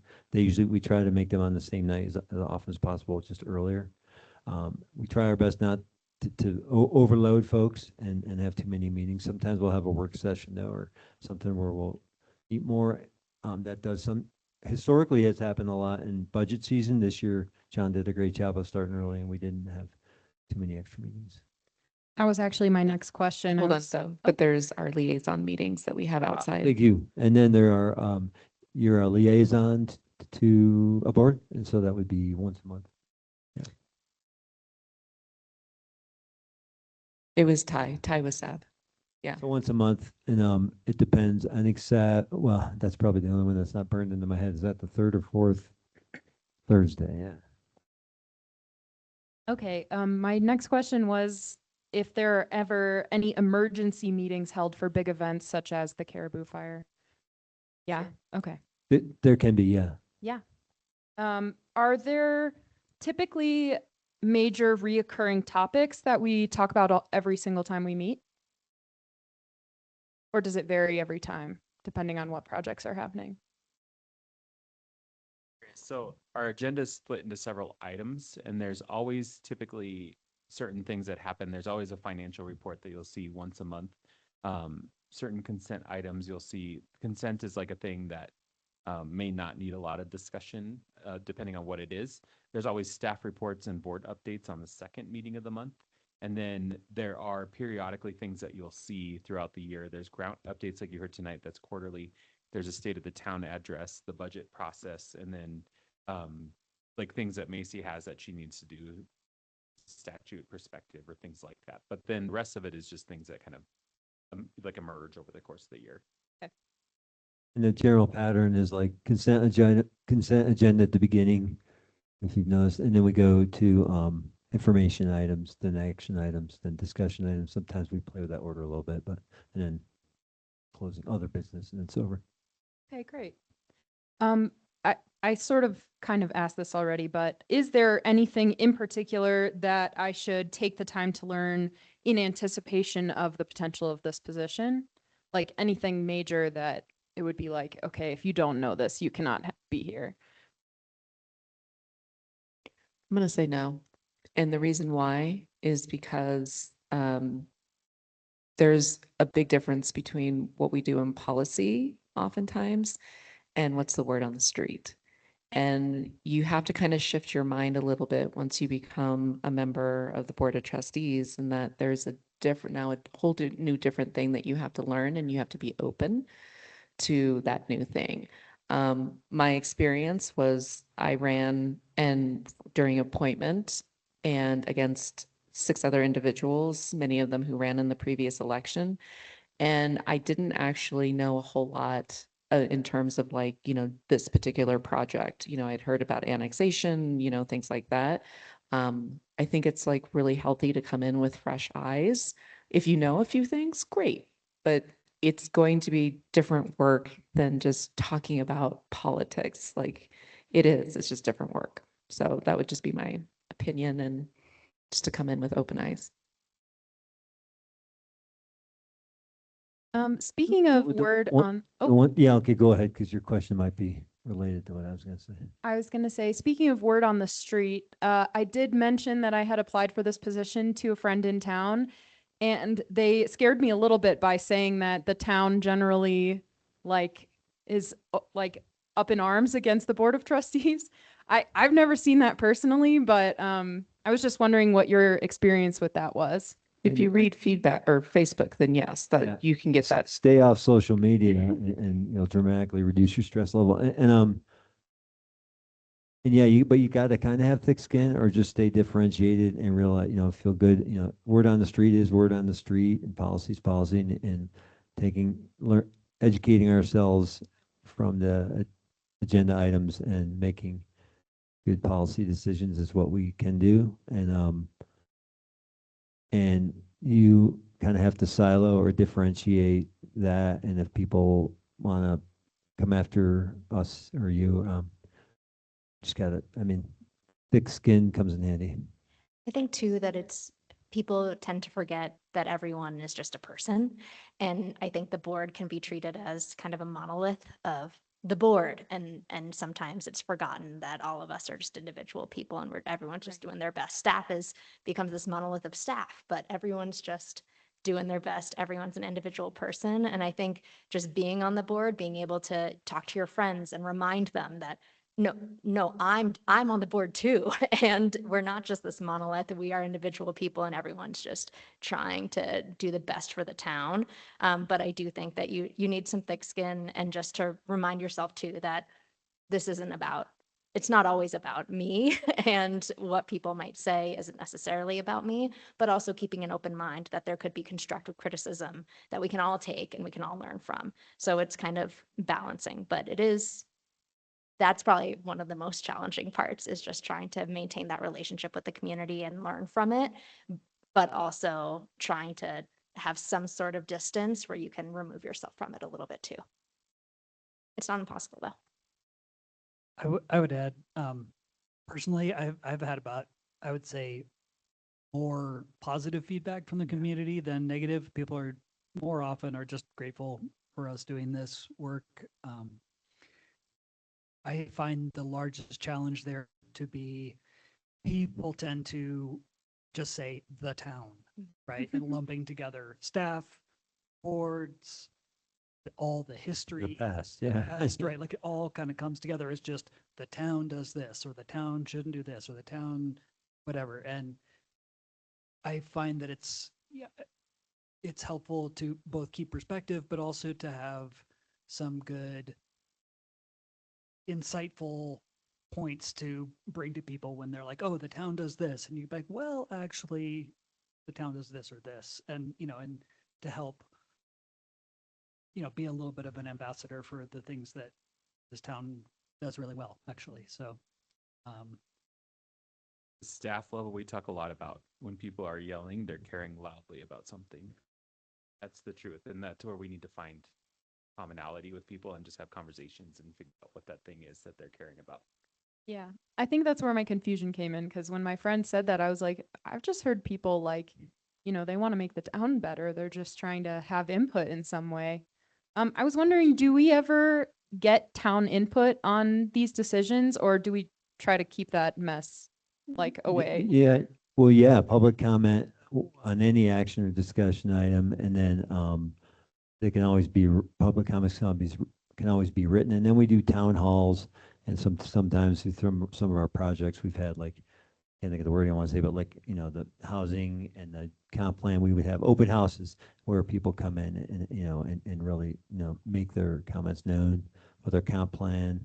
So very plan was like something like 300 some people gave input. So, so definitely we try hard to increase public participation and be available. The emails, we get emailed, we can always be emailed and those are included in the packet if people want. I think I have gotten a survey or two here and there as well. So that's great.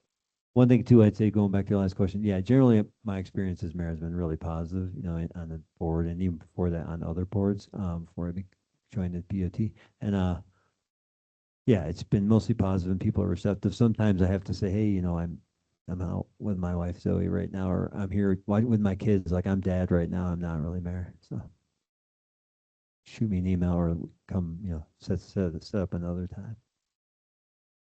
Okay, great. Thank you for those answers. One more question and then I'll get off the stand. So I was just wondering, I'm hearing about all of these cool projects that you guys are working on.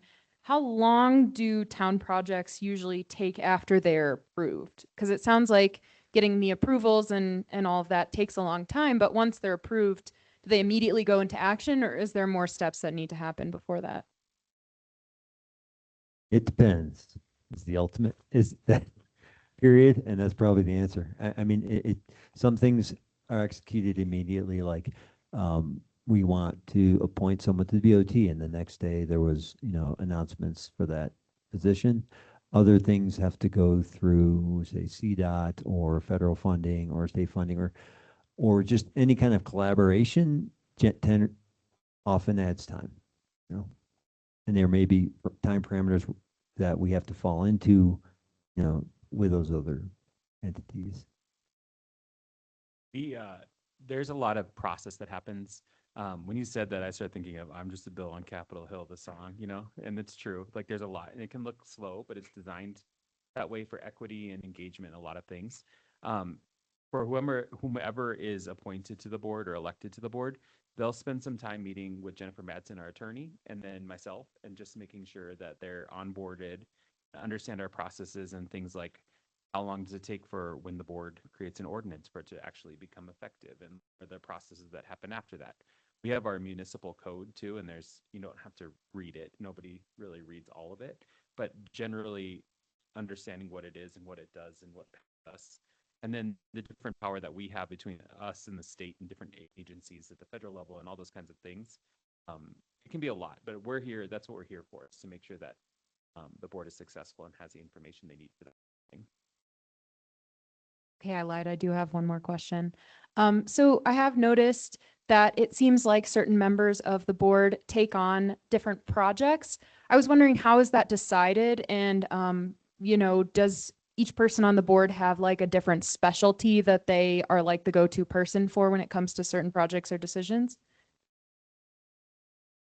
I think it really depends on the project that's before us. Like we have our liaison appointments, and that's oftentimes from like Luke was really passionate about parks and recreation and open space, and so like, okay, so he advocated for that role. And so each of us has those liaisons kind of based off of preference. And if there was two people that wanted that preference, then we'd either paper, rock, scissors for it, or, whatever. But then like if there are special projects, like, yeah, each of us brings different lenses. Trustee Maris is an immigration lawyer, right? We've got a webmaster over here, software developer. It just kind of depends on what the different projects are, where someone might say, hey, I've got an expertise on that. HR things are often things that, town manager Kane will bring to me or whatnot. And so it just kind of depends on how your skill set fits into the grander group. Okay, that was all my questions. Thank you so much for answering them. And is there any more questions for me before I sit down?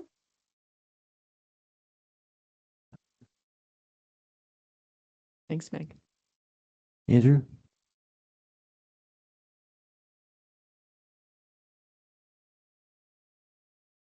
You gotta have it pretty close to your mouth. There we go. Can you hear me okay? Yeah. All right. You can hear the echo. That's kind of what you're after. Okay, copy. Hi, I'm Andrew. I moved here to Netherlands about 11 years ago with my wife from Austin.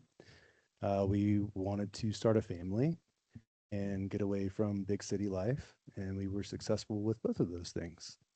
10 years ago, I joined the fire department, and sitting here today, I realized that you guys have a lot of common with us, like overcoming the ghost in the machine, planning for bad events, and yeah, just your resiliency is admirable, and also your public servants, which I am too. So I feel like I've got maybe some more to contribute to this community in a different way. Yeah, that's why I want to serve. Any questions for me? Sure, we'll kind of just run down Yeah, the same I'm question. sorry, I didn't memorize them. I'm so disappointed. No, so the first one would be, what are some things that you wish right off the bat that were different in town? Yeah, so Meg brought up a couple projects that I also agree with, sidewalks and mitigation, but I started thinking about, and before today, really, and I think I mentioned it in my letter, is ensuring that those projects that we're doing are in line with our comprehensive plan, and that we're doing them right the first time. So, yeah, I think really it's just looking at that comprehensive plan and making sure that the things that our community wants to do and that you guys have already voted on, that we implement them in the right way. Okay, so that's something you would do different? Well, yeah, I mean, I feel like the sidewalks were a good example of like there was a lot of good intention, and I think since then we've heard a lot of loud caring about them. So Okay, so doing different would be just to execute on the comprehensive plan? correct. Okay. What do you believe is the appropriate role of a trustee versus town staff, and how would you handle a situation where you strongly disagreed with a staff recommendation? I think it's important that as a trustee, you acknowledge the town staff as subject matter experts. And if you still disagree with them, um, ask them the questions that you need to see where they're coming from and make the decision that you need to. But again, with all due respect to them for being the expert in the subject. Gotcha. Tell us about a time when you were involved in a highly polarized or emotionally charged community issue, and what actions did you take to build or maintain trust, even when people disagreed with the outcome?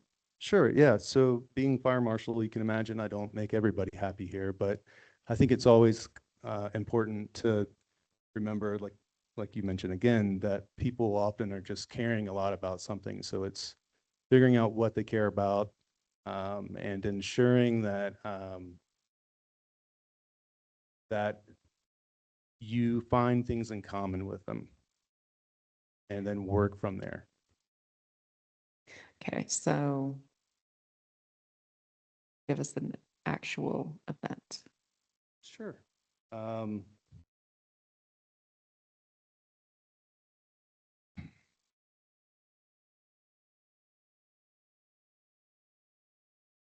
There have been a lot of business owners that I've dealt with, and one in particular wanted to implement something at his business that was against code. And instead of just saying, hey, you can't do it, here's what the code is, how can we get you to that? And still have your final image of what you want to bring to your business there. Okay, thank you. All right, I think you're up next. Thanks so much for being here Yeah, and for applying. What do you think are the most important skills needed to do a good job in this position? Lots of listening. And then understanding your shortcomings of, again, where you're not an expert, and relying on the experts and getting their opinions on things so that you can be more informed. Great. And how have you like developed those kinds of skills, and how do you see yourself further developing those skills throughout this kind of work? Oh yeah, I mean, becoming fire marshal was a very humbling experience for me. I went into it with very, very little background in fire prevention, but reaching out to people that have done the position, having a phone bank of experts that you can call upon, reaching out to your peers. I've had the privilege of working alongside one of your employee of the years, Britt, the last few years, and she's been wonderful to work with too. So yeah, you bet. Tierney, Luke?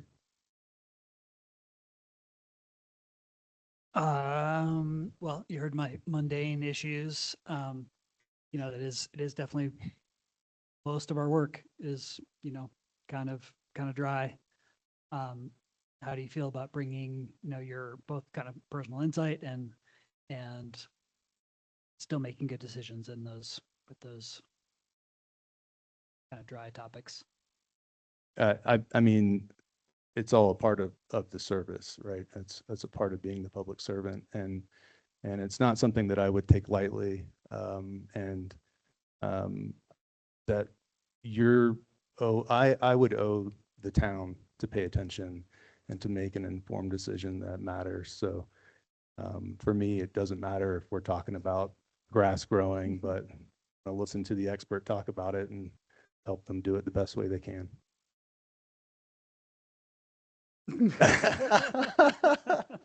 We have actually quite a lot. I know more about growing grass up here than I used to. Oh, there you go. And then the next one, capacity for onboarding with lots of information. And I think just put a little personal twist on this. You know, you have a job which might pull you away unexpectedly. So you might find yourself with less time to prepare for a meeting than normal.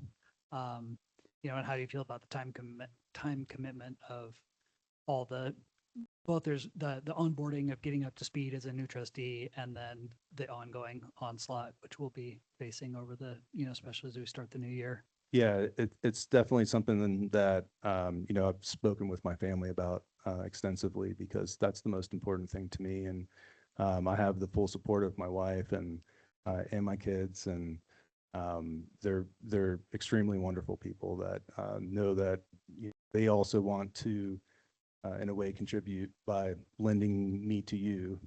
So it's I'm not concerned about it in a way of because I'm going to do it, and I know that it needs to be done. But I hope that some of my experience with government and code and things can help me expedite it, but flow smoothly into transition.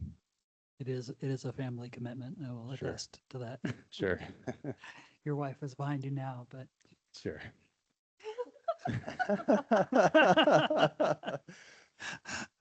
Wait for 6 months. Yeah, right.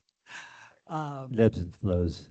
And then of the subboards as part of the town, are there any of the particular areas that are of interest to you?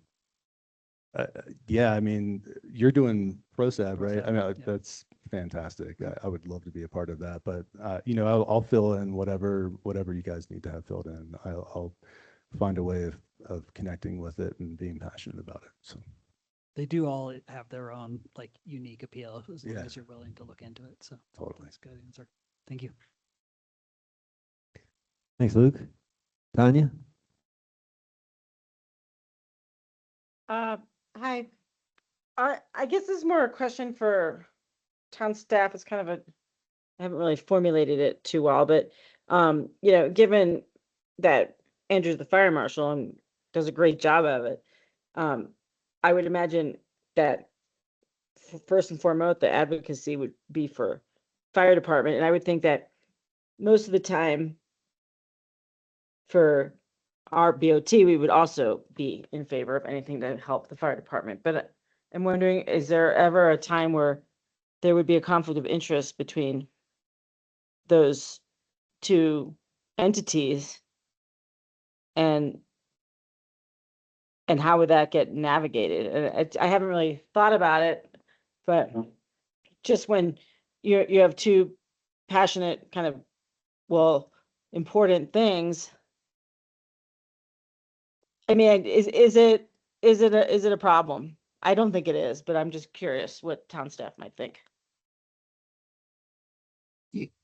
Would you like me to It's like answer for that? Andrew, it's more just like, Prob- are the, you know, like,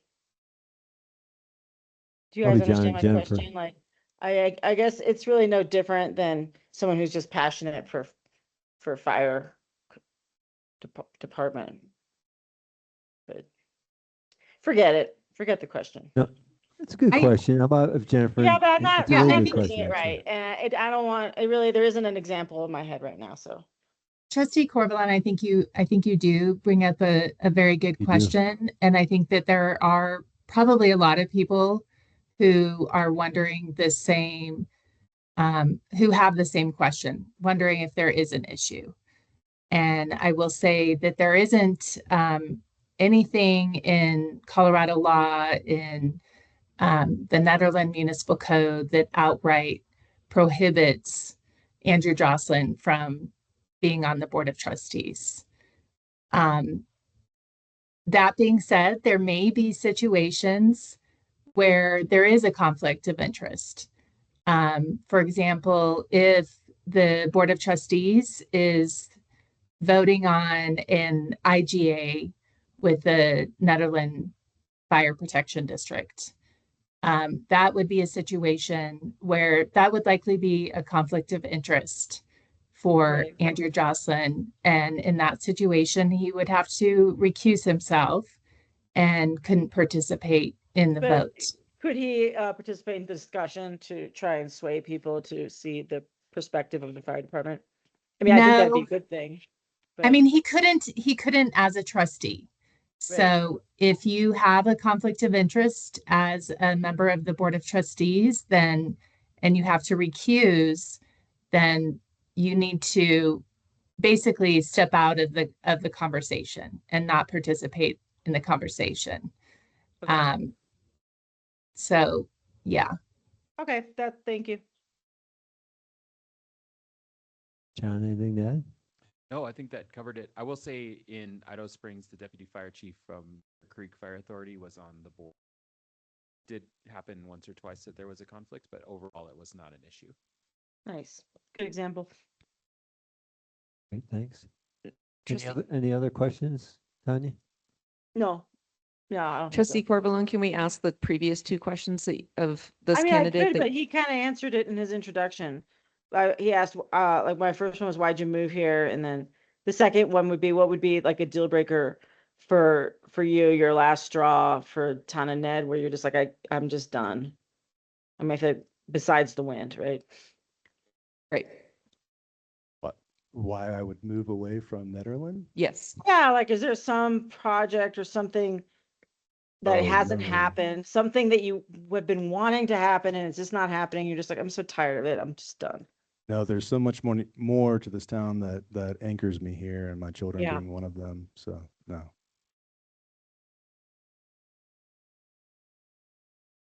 Thanks, thanks, Andrew. Thanks, Tanya. Anything else? If not, Chris?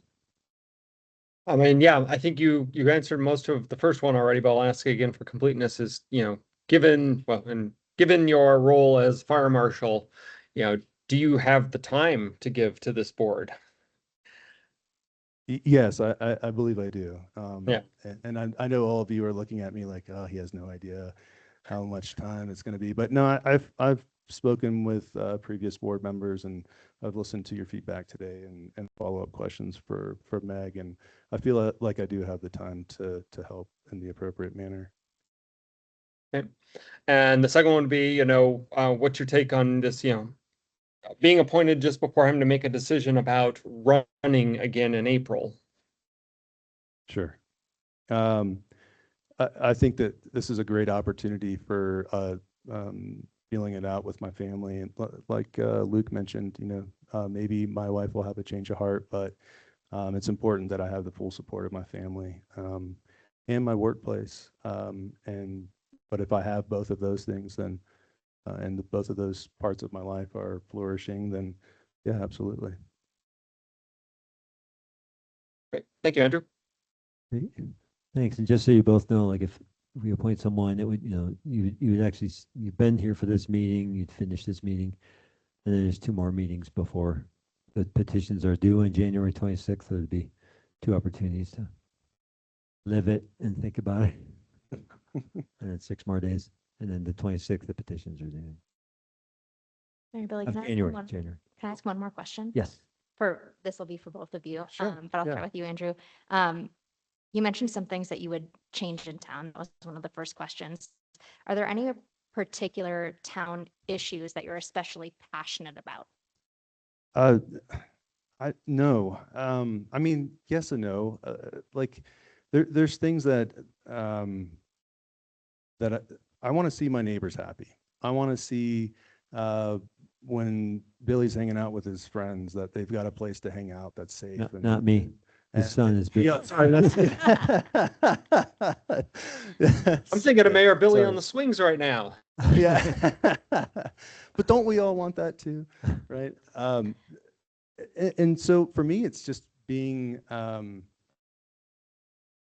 hearing from neighbors and friends and people in the community that, you know, if they just had something that, you know, could make things a little bit better for them. And I think that you know, you mentioned one thing, staying off of social media to get away from negative feedback, but I think that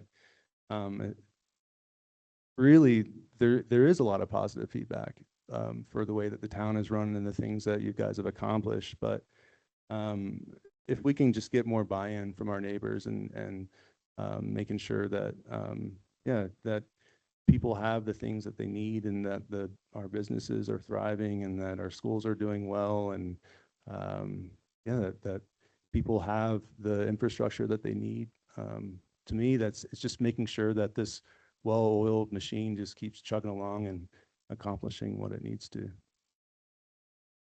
Thank Great. you. Thank you. Yeah. Nothing else? That's it for me. Thank Okay. you. Thank you. Thanks. Meg, do you want to answer that question?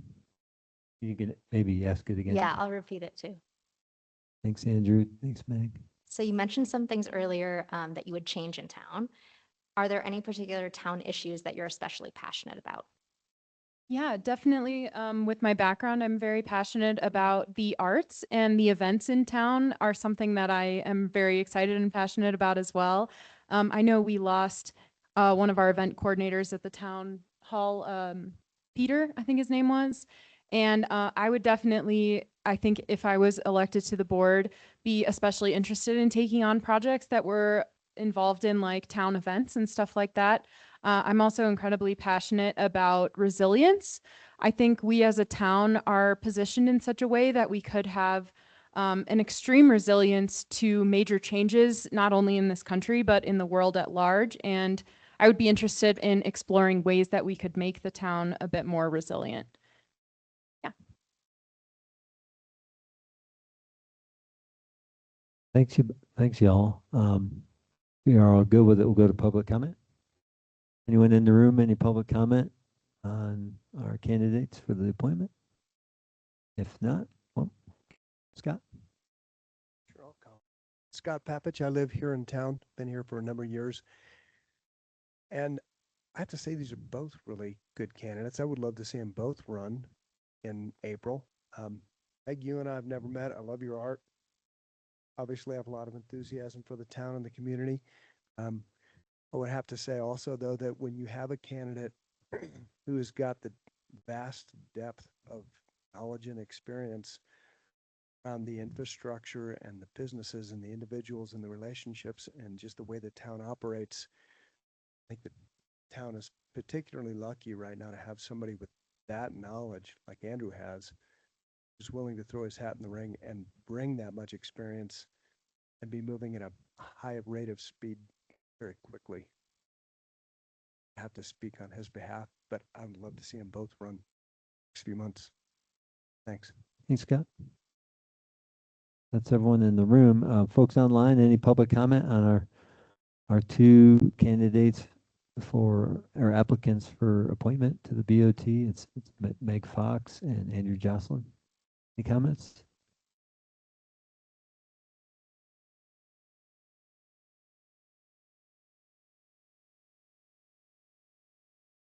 Seeing none, we'll bring it back to the board. Discussion. Before we do this discussion, we haven't had a bathroom break. Can we do that? Thank you so much. Yes, let's take a 5 minute. That work? Sure. 5 minute bathroom break. Good call. Because I'm sure it'll be a juicy discussion and right.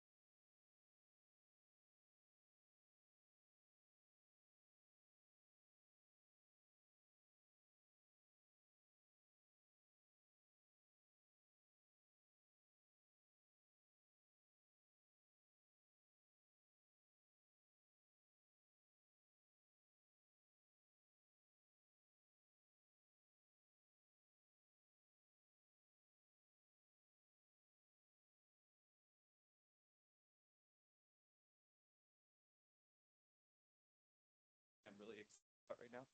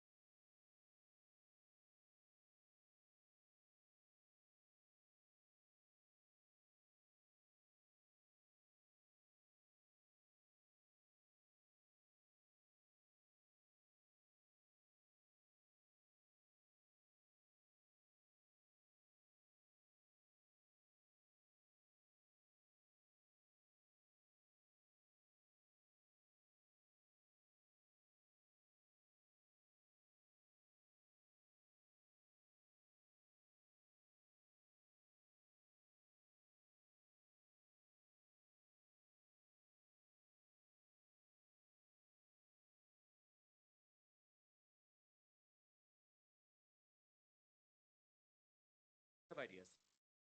See.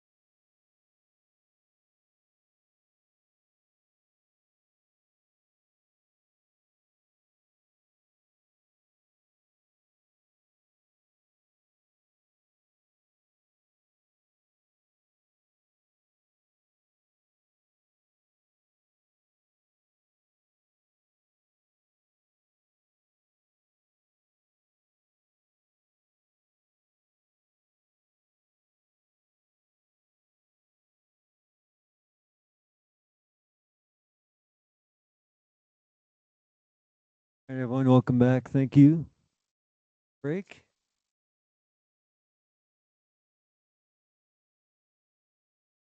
So I'll go ahead and open it up for the trustees discussion.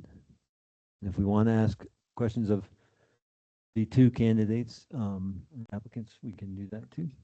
If there's any more, but if we ask one, we should likely ask the other. I also just want to preface it for our candidates. This is like the most uncomfortable part. I remember that when like each of us have applied or been appointed, like this is the time where we talk about you as if you're not in the room, but you're sitting right here.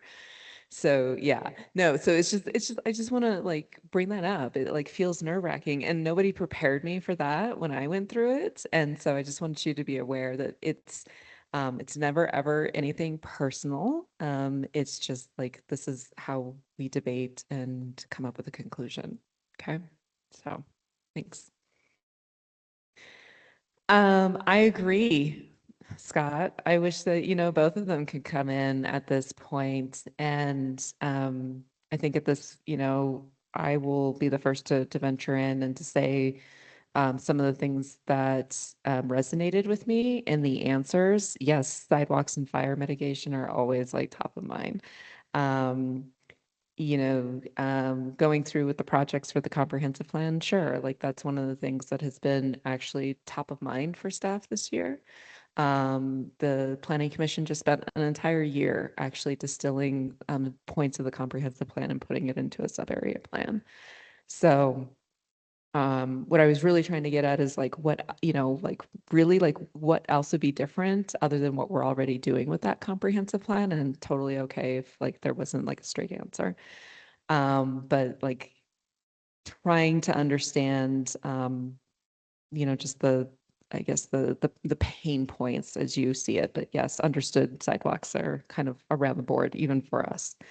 Um, the question around what's the role of a trustee versus the town staff, that's actually a very something that I had to learn when I first got appointed, was that yes, and I think you hit on it very well, is that Andrew, is that they are subject matter experts. They do a lot of the hard day-to-day work, and it's so hard when you have trustees that come into these positions and are completely dismissive of town staff and what they bring. And I've seen it happen during my tenure. And you have to look at it as we are bosses in a way. John likes to say that he has 7 bosses, which is actually pretty true. We are all equal, right? Even though we hold titles of mayor and mayor pro tem, that doesn't give us anything extra, honestly, right? Because we still have the same vote that all of our trustees do. And so that is a critical thing to understand the division between town staff. Like, we cannot direct town staff. We go through John. That is also a big thing that I've seen happen a lot of times is, somebody will call up a town staff and say, hey, I need you to go do this. No, absolutely not. That is a big no-no, and one of the big differentiators that we try to draw between town staff and board.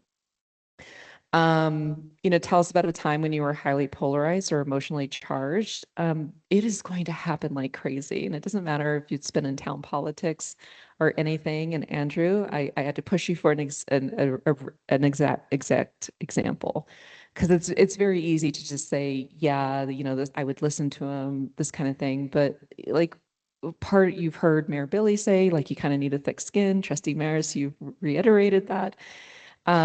You do have to be able to brush off a lot of these things. People will call you things or tell you things that are just simply aren't true. And so part of that is just to make sure that you can and you are willing to dig into some of these polarizing or emotionally charged issues and come up with some look for data points and make a decision. At the end of the day, you can't be waffling here or there for too long. We're ultimately here to make a decision. So that's just sort of my working thoughts right now. If I were Andrew, I get it. You bring like the infrastructure piece. You've seen things. You've reviewed code. That is a huge plus, honestly. Meg, I appreciate your attention to detail. You can see that in some of the questions that were asked, and you're inquisitive. And that means something. It really does. I'm not gonna, if I had to make a decision right now, I might lean a little bit more towards Marshall Jocelyn, just because of that experience. But I don't know, in the next 20 minutes, I might change my mind, because that willingness to dig and to be inquisitive is a huge, huge asset here. And so, Meg, I hope that if things don't turn out tonight, we can see your name on the election ballot in April. That's me. Thanks, Nicole. Other trustees?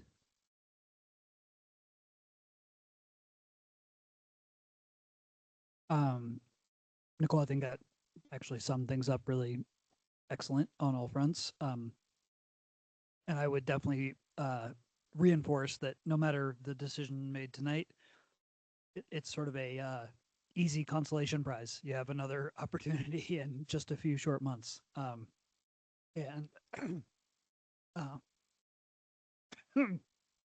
me. I think you're both really well qualified, so that would be that's excellent opportunity. we do find ourselves in kind of an interesting position here as the board, with, fortunately, budget season is over, so you're not jumping in the middle of that, but, jumping into the middle of the Eldora project and a lot of the other things that we're facing as the new year starts off, puts a lot of pressure on whoever is going to jump into the seat. It's hard to kind of convey how much there is to get up to speed on. So that's something that I want you both to take seriously as part of this. And this will be true for anybody who gets elected in April. It's jumping onto a full speed freight train. So Yeah, and I guess to add to that, Trustee Miller, we do have a third option, which is not to appoint. Right, If we, right. knowing like just how fast things are going, Right, that, right. yeah. But and like that's a super good point to bring up. And also, like, we really need, we need all the eyes and ears that we can get right now. And actually, a new set of eyes and ears would actually be pretty nice.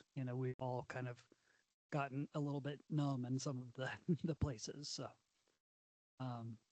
really appreciate you guys both coming here and volunteering and putting your name in the hat like that. That's a big thing. And I mean, I was in your same position. It was almost this exact time of year 2 years ago where I got appointed, and I didn't really realize what I was stepping into completely. And I'm still really glad I did it. So thank you guys for coming up. It's a big thing. Thanks, Luke. Sure. I mean, it's hard to reiterate what both Luke and Nicole have said already, but I will, because both of you are incredibly qualified and articulate candidates. And I think we'd be lucky to have either of you on the board. You both come with different perspectives that I think we can really immensely benefit from. So I think it's going to be a really hard decision tonight. I think throughout your answers, both of you kind of articulated this desire to listen and to be informed, and then also asking questions. I think that's like the biggest part of our job is listening, asking questions, and then articulating your own thoughts, and then ultimately making a decision, like Nicole said. So throughout all your answers, you both kind of showed that you can do that in an incredible way. So I mean, simply put, thank you for being here. Thank you for applying. I think it's unfortunate that we can only choose one of you, because I would love to have both of you on the board. At this point, I too would be leaning towards Andrew, or do you prefer Marshall, Jocelyn? Andrew, okay. Simply because of well, you're both incredible, but simply because of the experience that you have. And I think the perspective that you would bring to this board right now, the way that we are, is something that we could benefit from. It would be an extra addition. So that's where I'm leaning towards for the rest of the board. But again, you're both amazing, and I would love to have you both on the board. Thanks, Tierney. Chris and Tanya?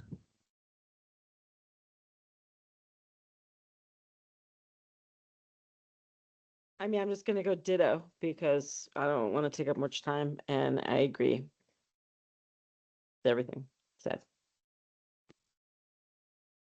Thanks, Tanya. Chris? Yeah, it's always the problem with going towards the end is, all the good things get said by the first couple people.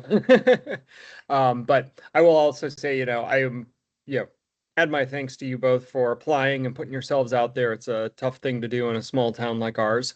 But I do really hope that, middle of January, I see both of you, because I want to sign both your petitions for the position and get you both can on the only sign ballot in one. April. No, you can sign You can up only to sign 3 one. trustees.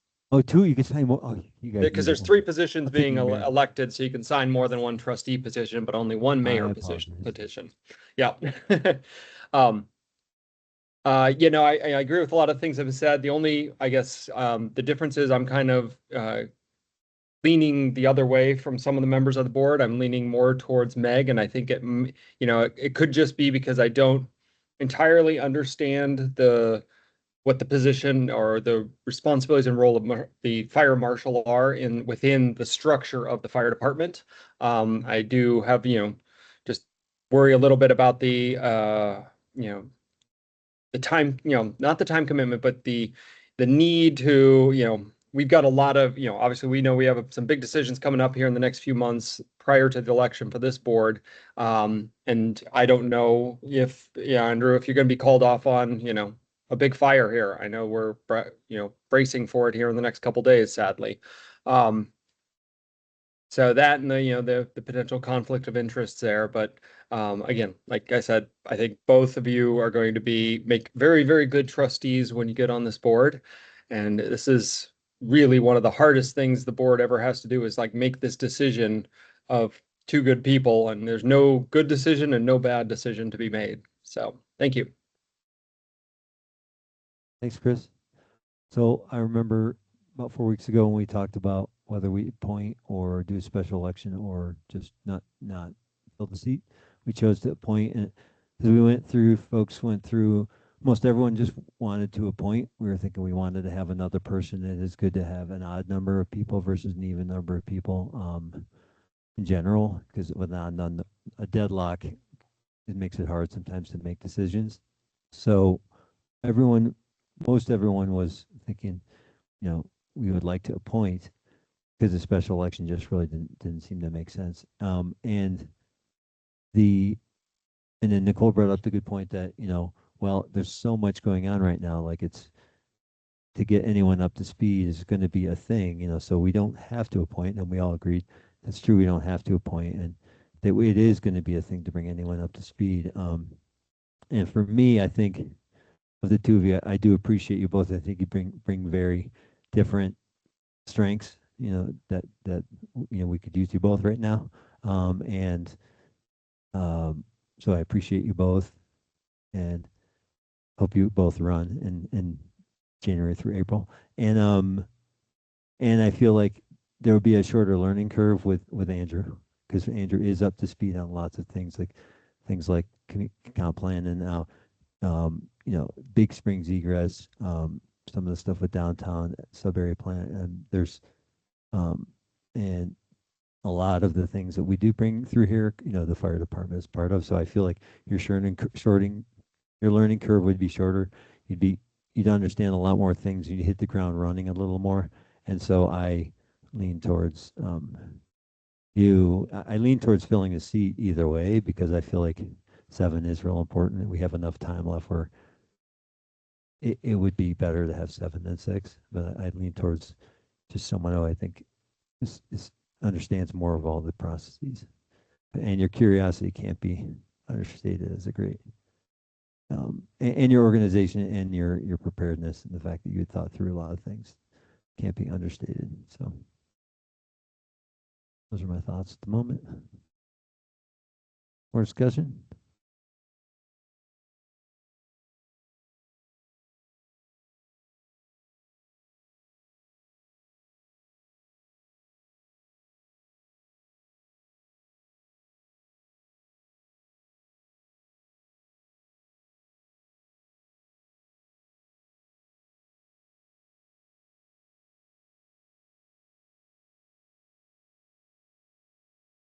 Oh, Okay. Can you hear us, Chris? Can you hear us okay? Yeah. Okay. Yeah, I can hear you guys. Ongoing gremlins. We had a Oh, little, boy.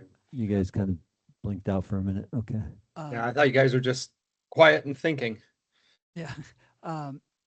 Billy, you touched on this, but I just kind of want to throw this out to the rest of the trustees. Does anyone see any reason to wait on an appointment? No. I would still be okay to wait.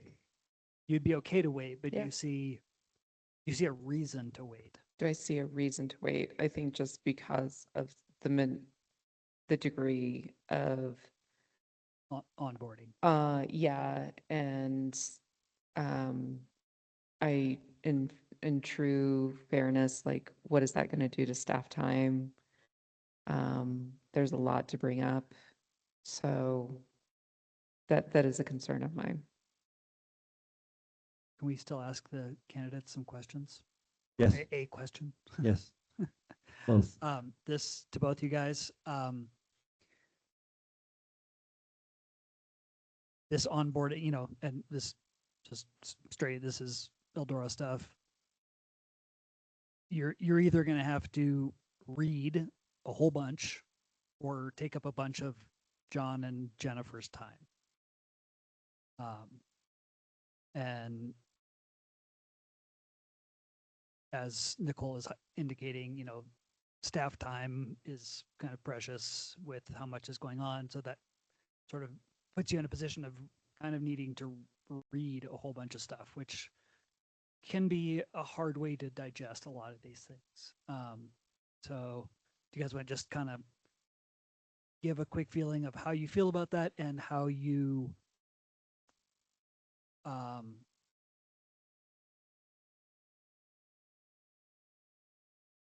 feel about like taking up staff's time in order to get yourself up to speed and like how you can condense that?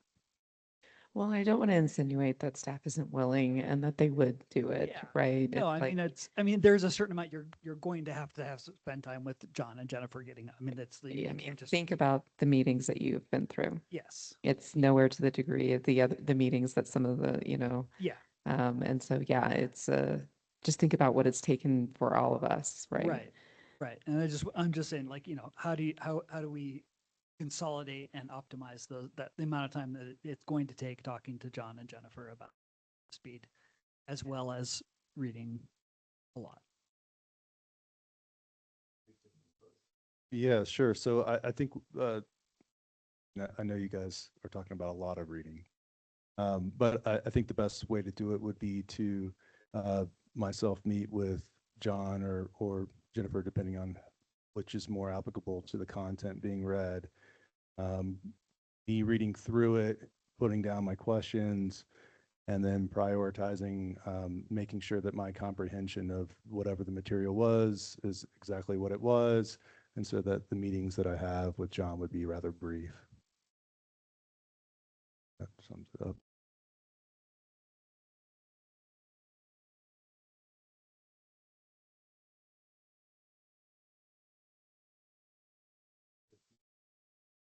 Pretty much the same thing. I love reading, so I would be down to just read through all the material. I'd probably print it out, give it some highlighter, write some notes in the margins, and then come to John or, you know, whoever was able to answer my questions with a list of questions like I did just now. But yeah, I totally understand your decision to go with him. He's a great choice, honestly. Both are.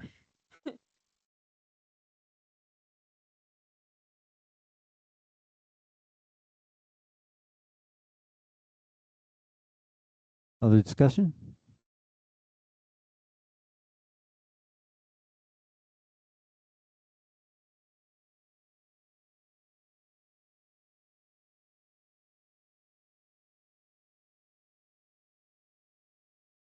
For giggles,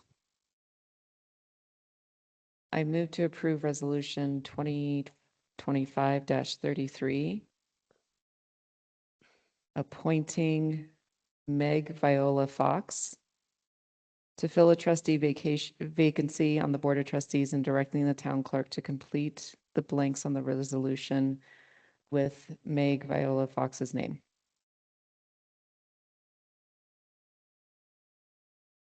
I'll Is there a second that. Okay. Chris second. Lacey? Yeah. Mayor Billy, No. Trustee Maris, No. Trustee Larson, Yes. Mayor Pro Tem Sterling, Yes. Trustee Corvalon, No. and Trustee Miller. No. All right, the motion does not pass. I move to approve resolution 2025-33, appointing Andrew Jocelyn to fill a trustee vacancy on the Board of Trustees and directing the town clerk to complete the blanks on the resolution with Andrew Jocelyn's name. I'll second. Mayor Billy, Yes. Trustee Maris, Yes. Trustee Larson, Yes. Mayor Pro Tem Sterling, Yes. Trustee Corvalon, Yes. and Trustee Miller. Yes. Thank you. The motion's approved. Thank you. Thank you both for your time. Appreciate it. I hope you do run, Meg, and I hope you do run, Andrew, in the spring. It's fun to the campaigning. That part's fun too. Um, and with that, thank you both. And Andrew, I am ready to swear you in if you have the stuff. I talked to John and Jennifer. I guess I didn't talk to you. Yeah. That would be great. Thank you. Got almost remember it. Well, God, that's impressive. I've said it a bunch of times and I don't remember. Say it right now. I do solemnly swear to uphold the. I apologize. I apologize I didn't reach out to you when I talked to John and Jennifer about this today. Do you guys need the oath? No, sorry, I could- didn't have my mic on. I've pulled one up, so what we can do is go back and forth. Yes. And have Andrew recite it with Mayor Billy, and then I can have a printed copy at Town Hall that Andrew Jocelyn can stop by and sign at his earliest convenience.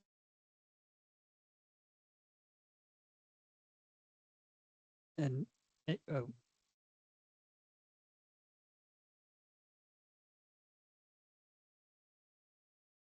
Oh, you want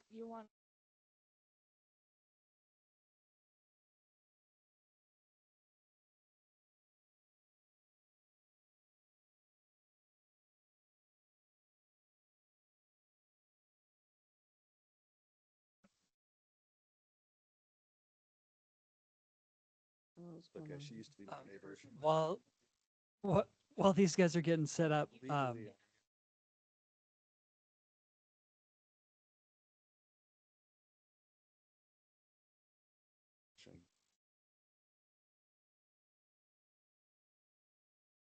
John Jock.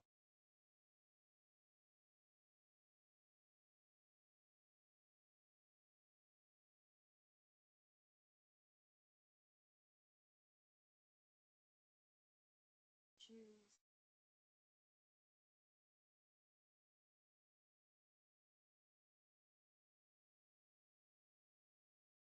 Sure that.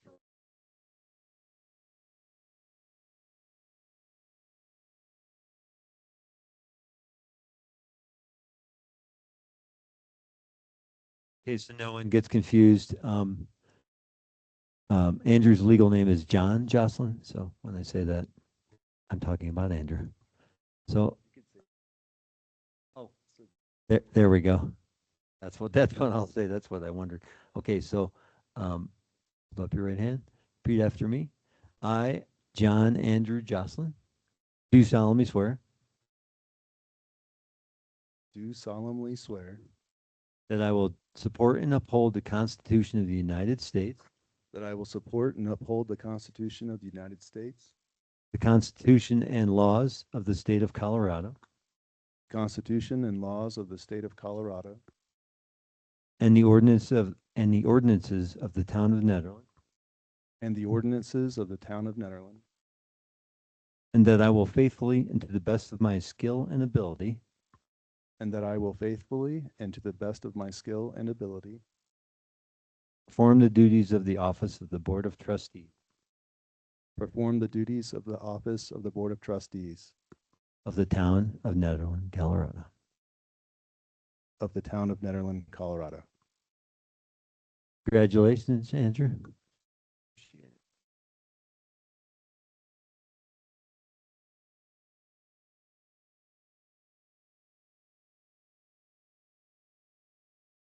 Let's sit by.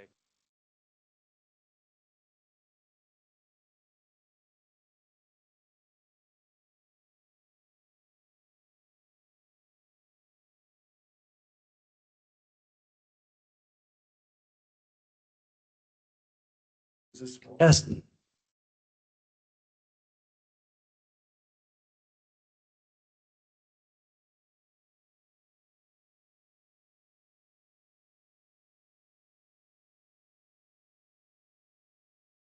Awesome. Thanks, everybody. With that, we will go to our next, since we kind of shook things up a little bit on the sequencing, our next action item is actually the home occupancy.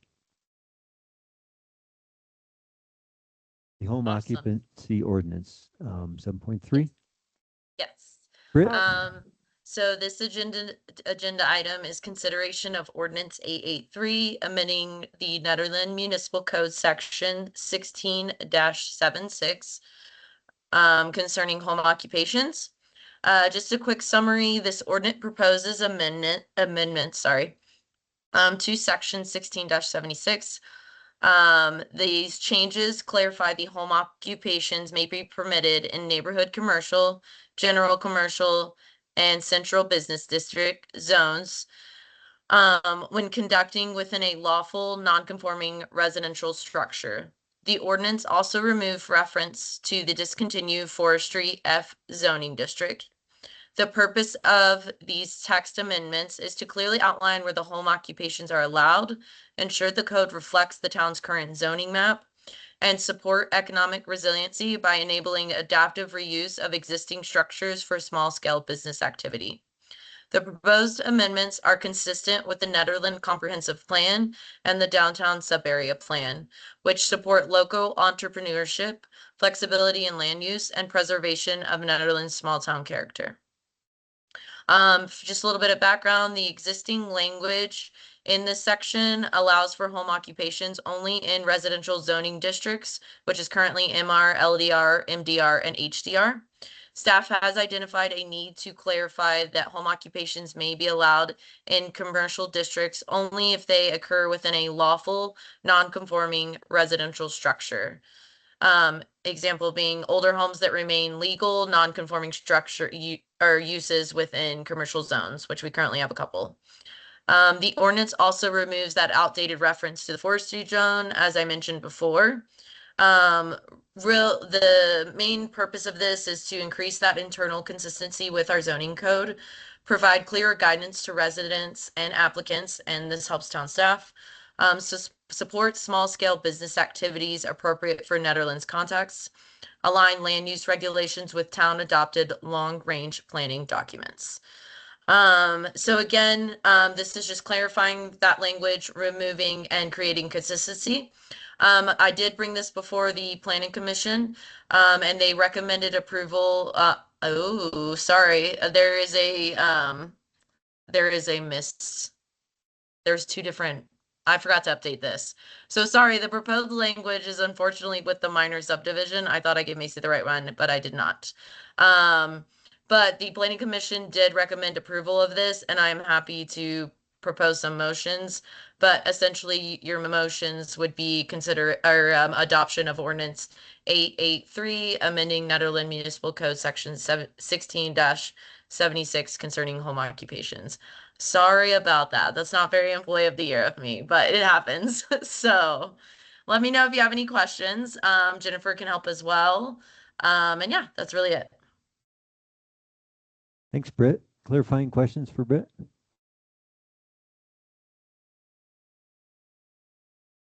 So one thing that has kind of been on the back of my mind for a while is if we should be classifying short-term rental operation as a home occupation.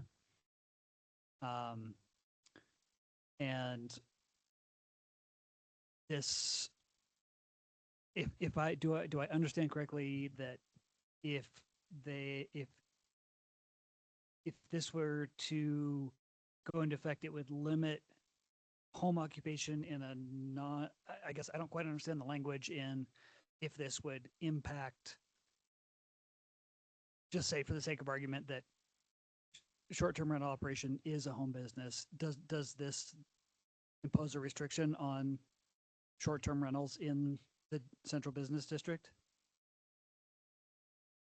Jennifer, I don't know if you want to start with that. I will add some background. Originally, this came about because a owner lives in a legal non-conforming home that is outside of those residential zones, and she wanted to run a small bakery business, and how the language is currently written, staff has to go to the planning commission with the applicant and essentially ask for this use because it's not clearly defined. And so that's how this came about, but I will let Jennifer speak to in regards to the short-term rental, if you don't mind. Sure. Yeah, definitely. So short-term rental use of property is not a home occupation. Essentially, a home occupation is a home-based business.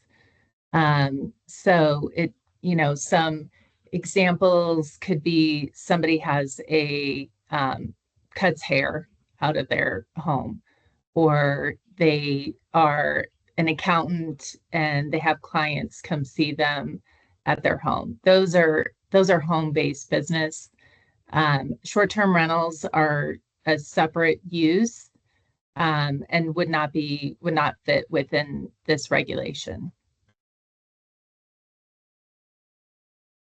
I can see how that makes sense. It wouldn't impact this particular ordinance, but I don't quite see how a short-term rental doesn't fit as I mean, you have customers who come to your house and offer a service, they pay you. But it's using the property. You're not really you're not really conducting business out of the home. It's using your property in a certain manner. I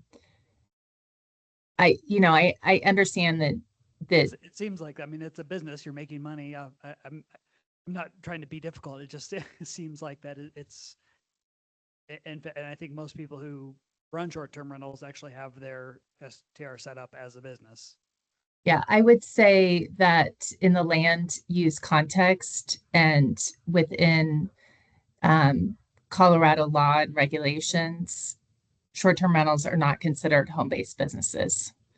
So well, as long as that's clearly defined in some legal structure, that answers my question. Well, I think the biggest reason is we don't define it as such. We, like in our municipal code, it's not defined or structured as a short-term rental is a home-based business. A different regulatory scheme. Right. They can't hear you. Sorry, different regulatory scheme for short-term rentals. There's a different ordinance that governs them.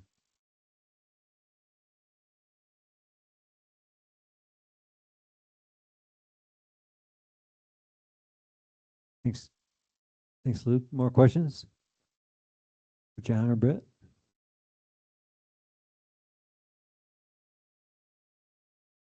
Hey, Brett. I have Hi. a couple questions for you. Yeah. Does this allow someone, for example, to bypass commercial codes that are in place for public safety? For example, would it allow someone to, does it prohibit certain types of businesses like assemblies? Yeah, so restaurants? it has to be allowed within the zone. And then there's also additional language in our code that specifically identifies a home occupation shall not include a prohibited zone or prohibited use in zone district, an animal hospital, a restaurant, a group home, auto repair shop, nursing home, barber, excavating, heavy equipment, mortuary, and then any items that requires special review use or like a conditional use permit. There are code requirements that they do have to go through in order to do this as well, which it looks like it is in chapter 6. So there's like business license regulation, which then kind of trigger the life safety and things that you are familiar with. Okay, so are those life safety codes, is that from the NMC or is that from, for example, is the property protected? Are people that are going to those businesses, are they protected by the IBC or residential code? That is a great question. Jennifer, do you there happen to exit signs know? Yeah, required? it's Are there- residential. It's Okay. residential. Okay. I think the reason this was brought forward is this home-based business idea is allowed in other zone districts, and it would be allowed in these homes as well, but for the fact that they're legal non-conforming. And so it's just trying to make sure that they have the same access to have a home-based business as within the same regulatory framework as a home would in another zoning district. Gotcha. Okay, so this isn't proposing any sort of way of bypassing any No. existing code. It's just allowing this one particular business and others that might be affected by it. Gotcha. Thank you. Correct. Yeah. So we've had a lot of interest in people that want to do kind of like a vegetable stand or a bakery stand. And so things that we keep in mind are like, what is the traffic going to look like, parking, things like that. But no, this doesn't bypass them. It just allows people to be able to do those same uses and the key thing is just the like not the legal non-conforming homes. And there's like a couple of them that were built before zoning and are still legal. And if something happens, as in like the fire, like previous with the residential structure and industrial, there's other code requirements they're then, have to follow in order to have that use back. But yeah, this doesn't bypass anything. It just allows for equal opportunity for those individuals to be able to have these like small home uses. Perfect. Thanks, Brett. And I have one last Yeah. question. Yeah. If those businesses in these homes are allowed to have public access to them, does the town anticipate a way of enforcing safety measures for those publicly accessed areas? Yeah, and Jennifer, correct me if I'm wrong, but I would imagine, because we don't really have a lot of these, that life safety is typically what we would use for that, especially because most of these individuals would be pulling the license through Macy. And so if it's going to be like Jennifer was saying, like a small like hair shop, you expect one person coming in. Those extra things that they have to go through in order to have a business with town is what would trigger the life safety and those safety measurements. Perfect. So they're going to go through the same process as another business Mhm. to acquire their license. Correct. Yes. Perfect. Thank you. Yeah. I need to make a motion to extend the meeting, right? Went up on 10. I didn't even notice that. So, I move to extend the meeting till 10:30.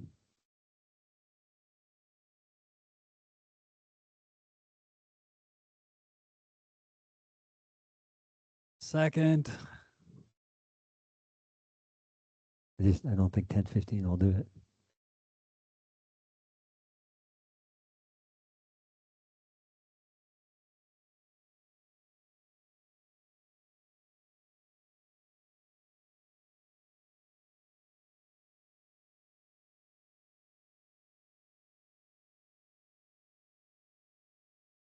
We got the motion in a second. I mean, do you think we can do it 15 minutes or do we need at least 30? We have other items. I mean, we still have Ron's thing. Yeah. He's sitting Oh. there waiting. Okay, 10:30. And a second, go ahead. Mayor Billy? Yes. Mayor Pro Tem Sterling? Nah. Trustee Corvalon? Yes. Trustee Larson? No. Trustee Maris? Yes. Trustee Miller? No. Trustee Jocelyn? Yes. She said 10:15. The motion passes. Just out of curiosity, if it doesn't pass, what happens to that extra business? If we don't extend, It we gets- have to finish. That's it. We do push it to next meeting. That business And has already went through a resolution as well. If that's what Say you're talking again? about. Are you talking about And- the other items on the agenda or this business? Oh, sorry. Okay, And sorry. interestingly, since we have Andrew, the no's would have won because in a tie situation, the no's always win. So thank you, Andrew, for, I guess. I mean, for those of us who have lived through 6 or 4, trustees, it's really nice to have an odd number. Yeah. And I know Tanya lived through the most of a very short-staffed BOT. More questions for Britt?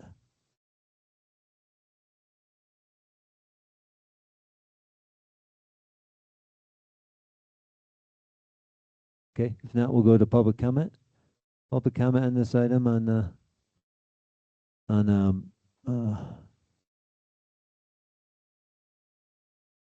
the home occupancy ordinance.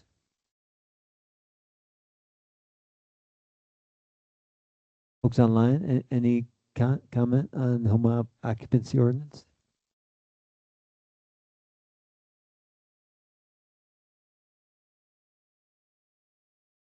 Okay, we'll bring it back to the board for motion and a discussion and a motion. And And, just to remind you guys, since that language is incorrect, just use the agenda item as kind of your motion. Whether it's deny or approve, just the amending ordinance number 883 and then the amending of language. So sorry about that. Thanks, Britt.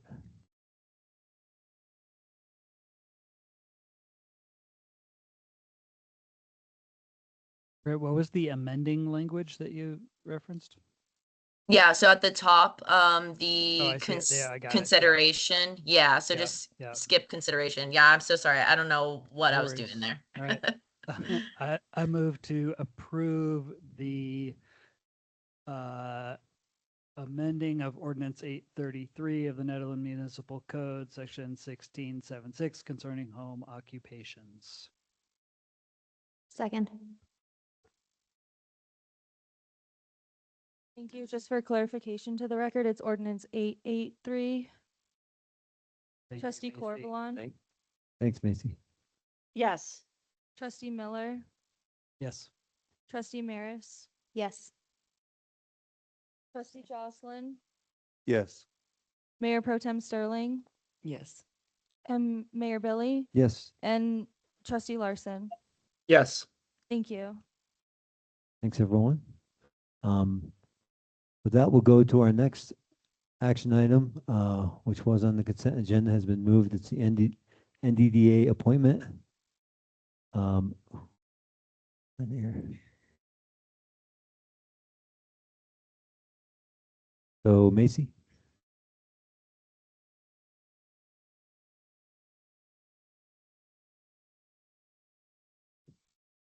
Sorry. So the DDA consists of a 7-member board. Right now, there are 3 vacancies on it. Since around, I don't know when the vacancies occurred, but in July 2025, they did have a full board, and since then, they now have 3 vacancies. So we open for applications at requests from the Board of Trustees to accept applications for the board. We accepted applications for any board with vacancies, SAB included. We didn't receive any for SAB. We received 2 applications for the Board of Trustees, which you're aware of, and 1 application for the DDA from Ron Mitchell. Typically, when we open for advisory board vacancies and we receive the lesser number of applications than there are vacancies, the appointment goes on consent and it is not reviewed by the advisory board. The applications go to the advisory boards when the applications received surpass the number of vacancies there are. So then the board can consider the applications and provide their recommendations to the Board of Trustees. So that's why you see it on consent. That is consistently how it has been done ever since I've been here for the last 5 years. So just a note on that. And the question before you is, does the board want to appoint Ron Mitchell to the NDDA with a term ending June 2029? Thank you. Clarifying questions?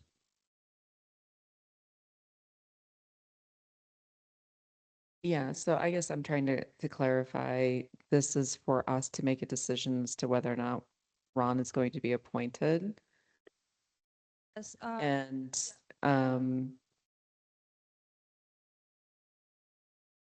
and okay, so it was denied to be removed from the consent agenda initially by your motion, but then by making it an action item, it's still now going to be made a decision by the Board of Trustees. Am I to understand this? Right, so it's not going to go to the um, and DDA first. We'll make a decision. We just have a chance to discuss it now. More. Okay, But yeah, because but yeah. it was never intended to go to the NDDA because it was just one person.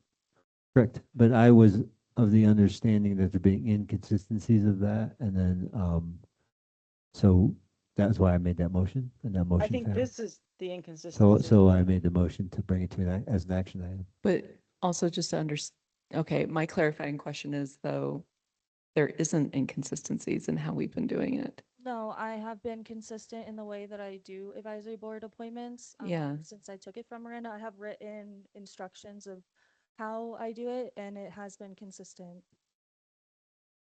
I believe the inconsistency is that the DDA board didn't see this at all and wasn't even aware that it was occurring. So I did make the DDA executive director aware Mhm. of the application.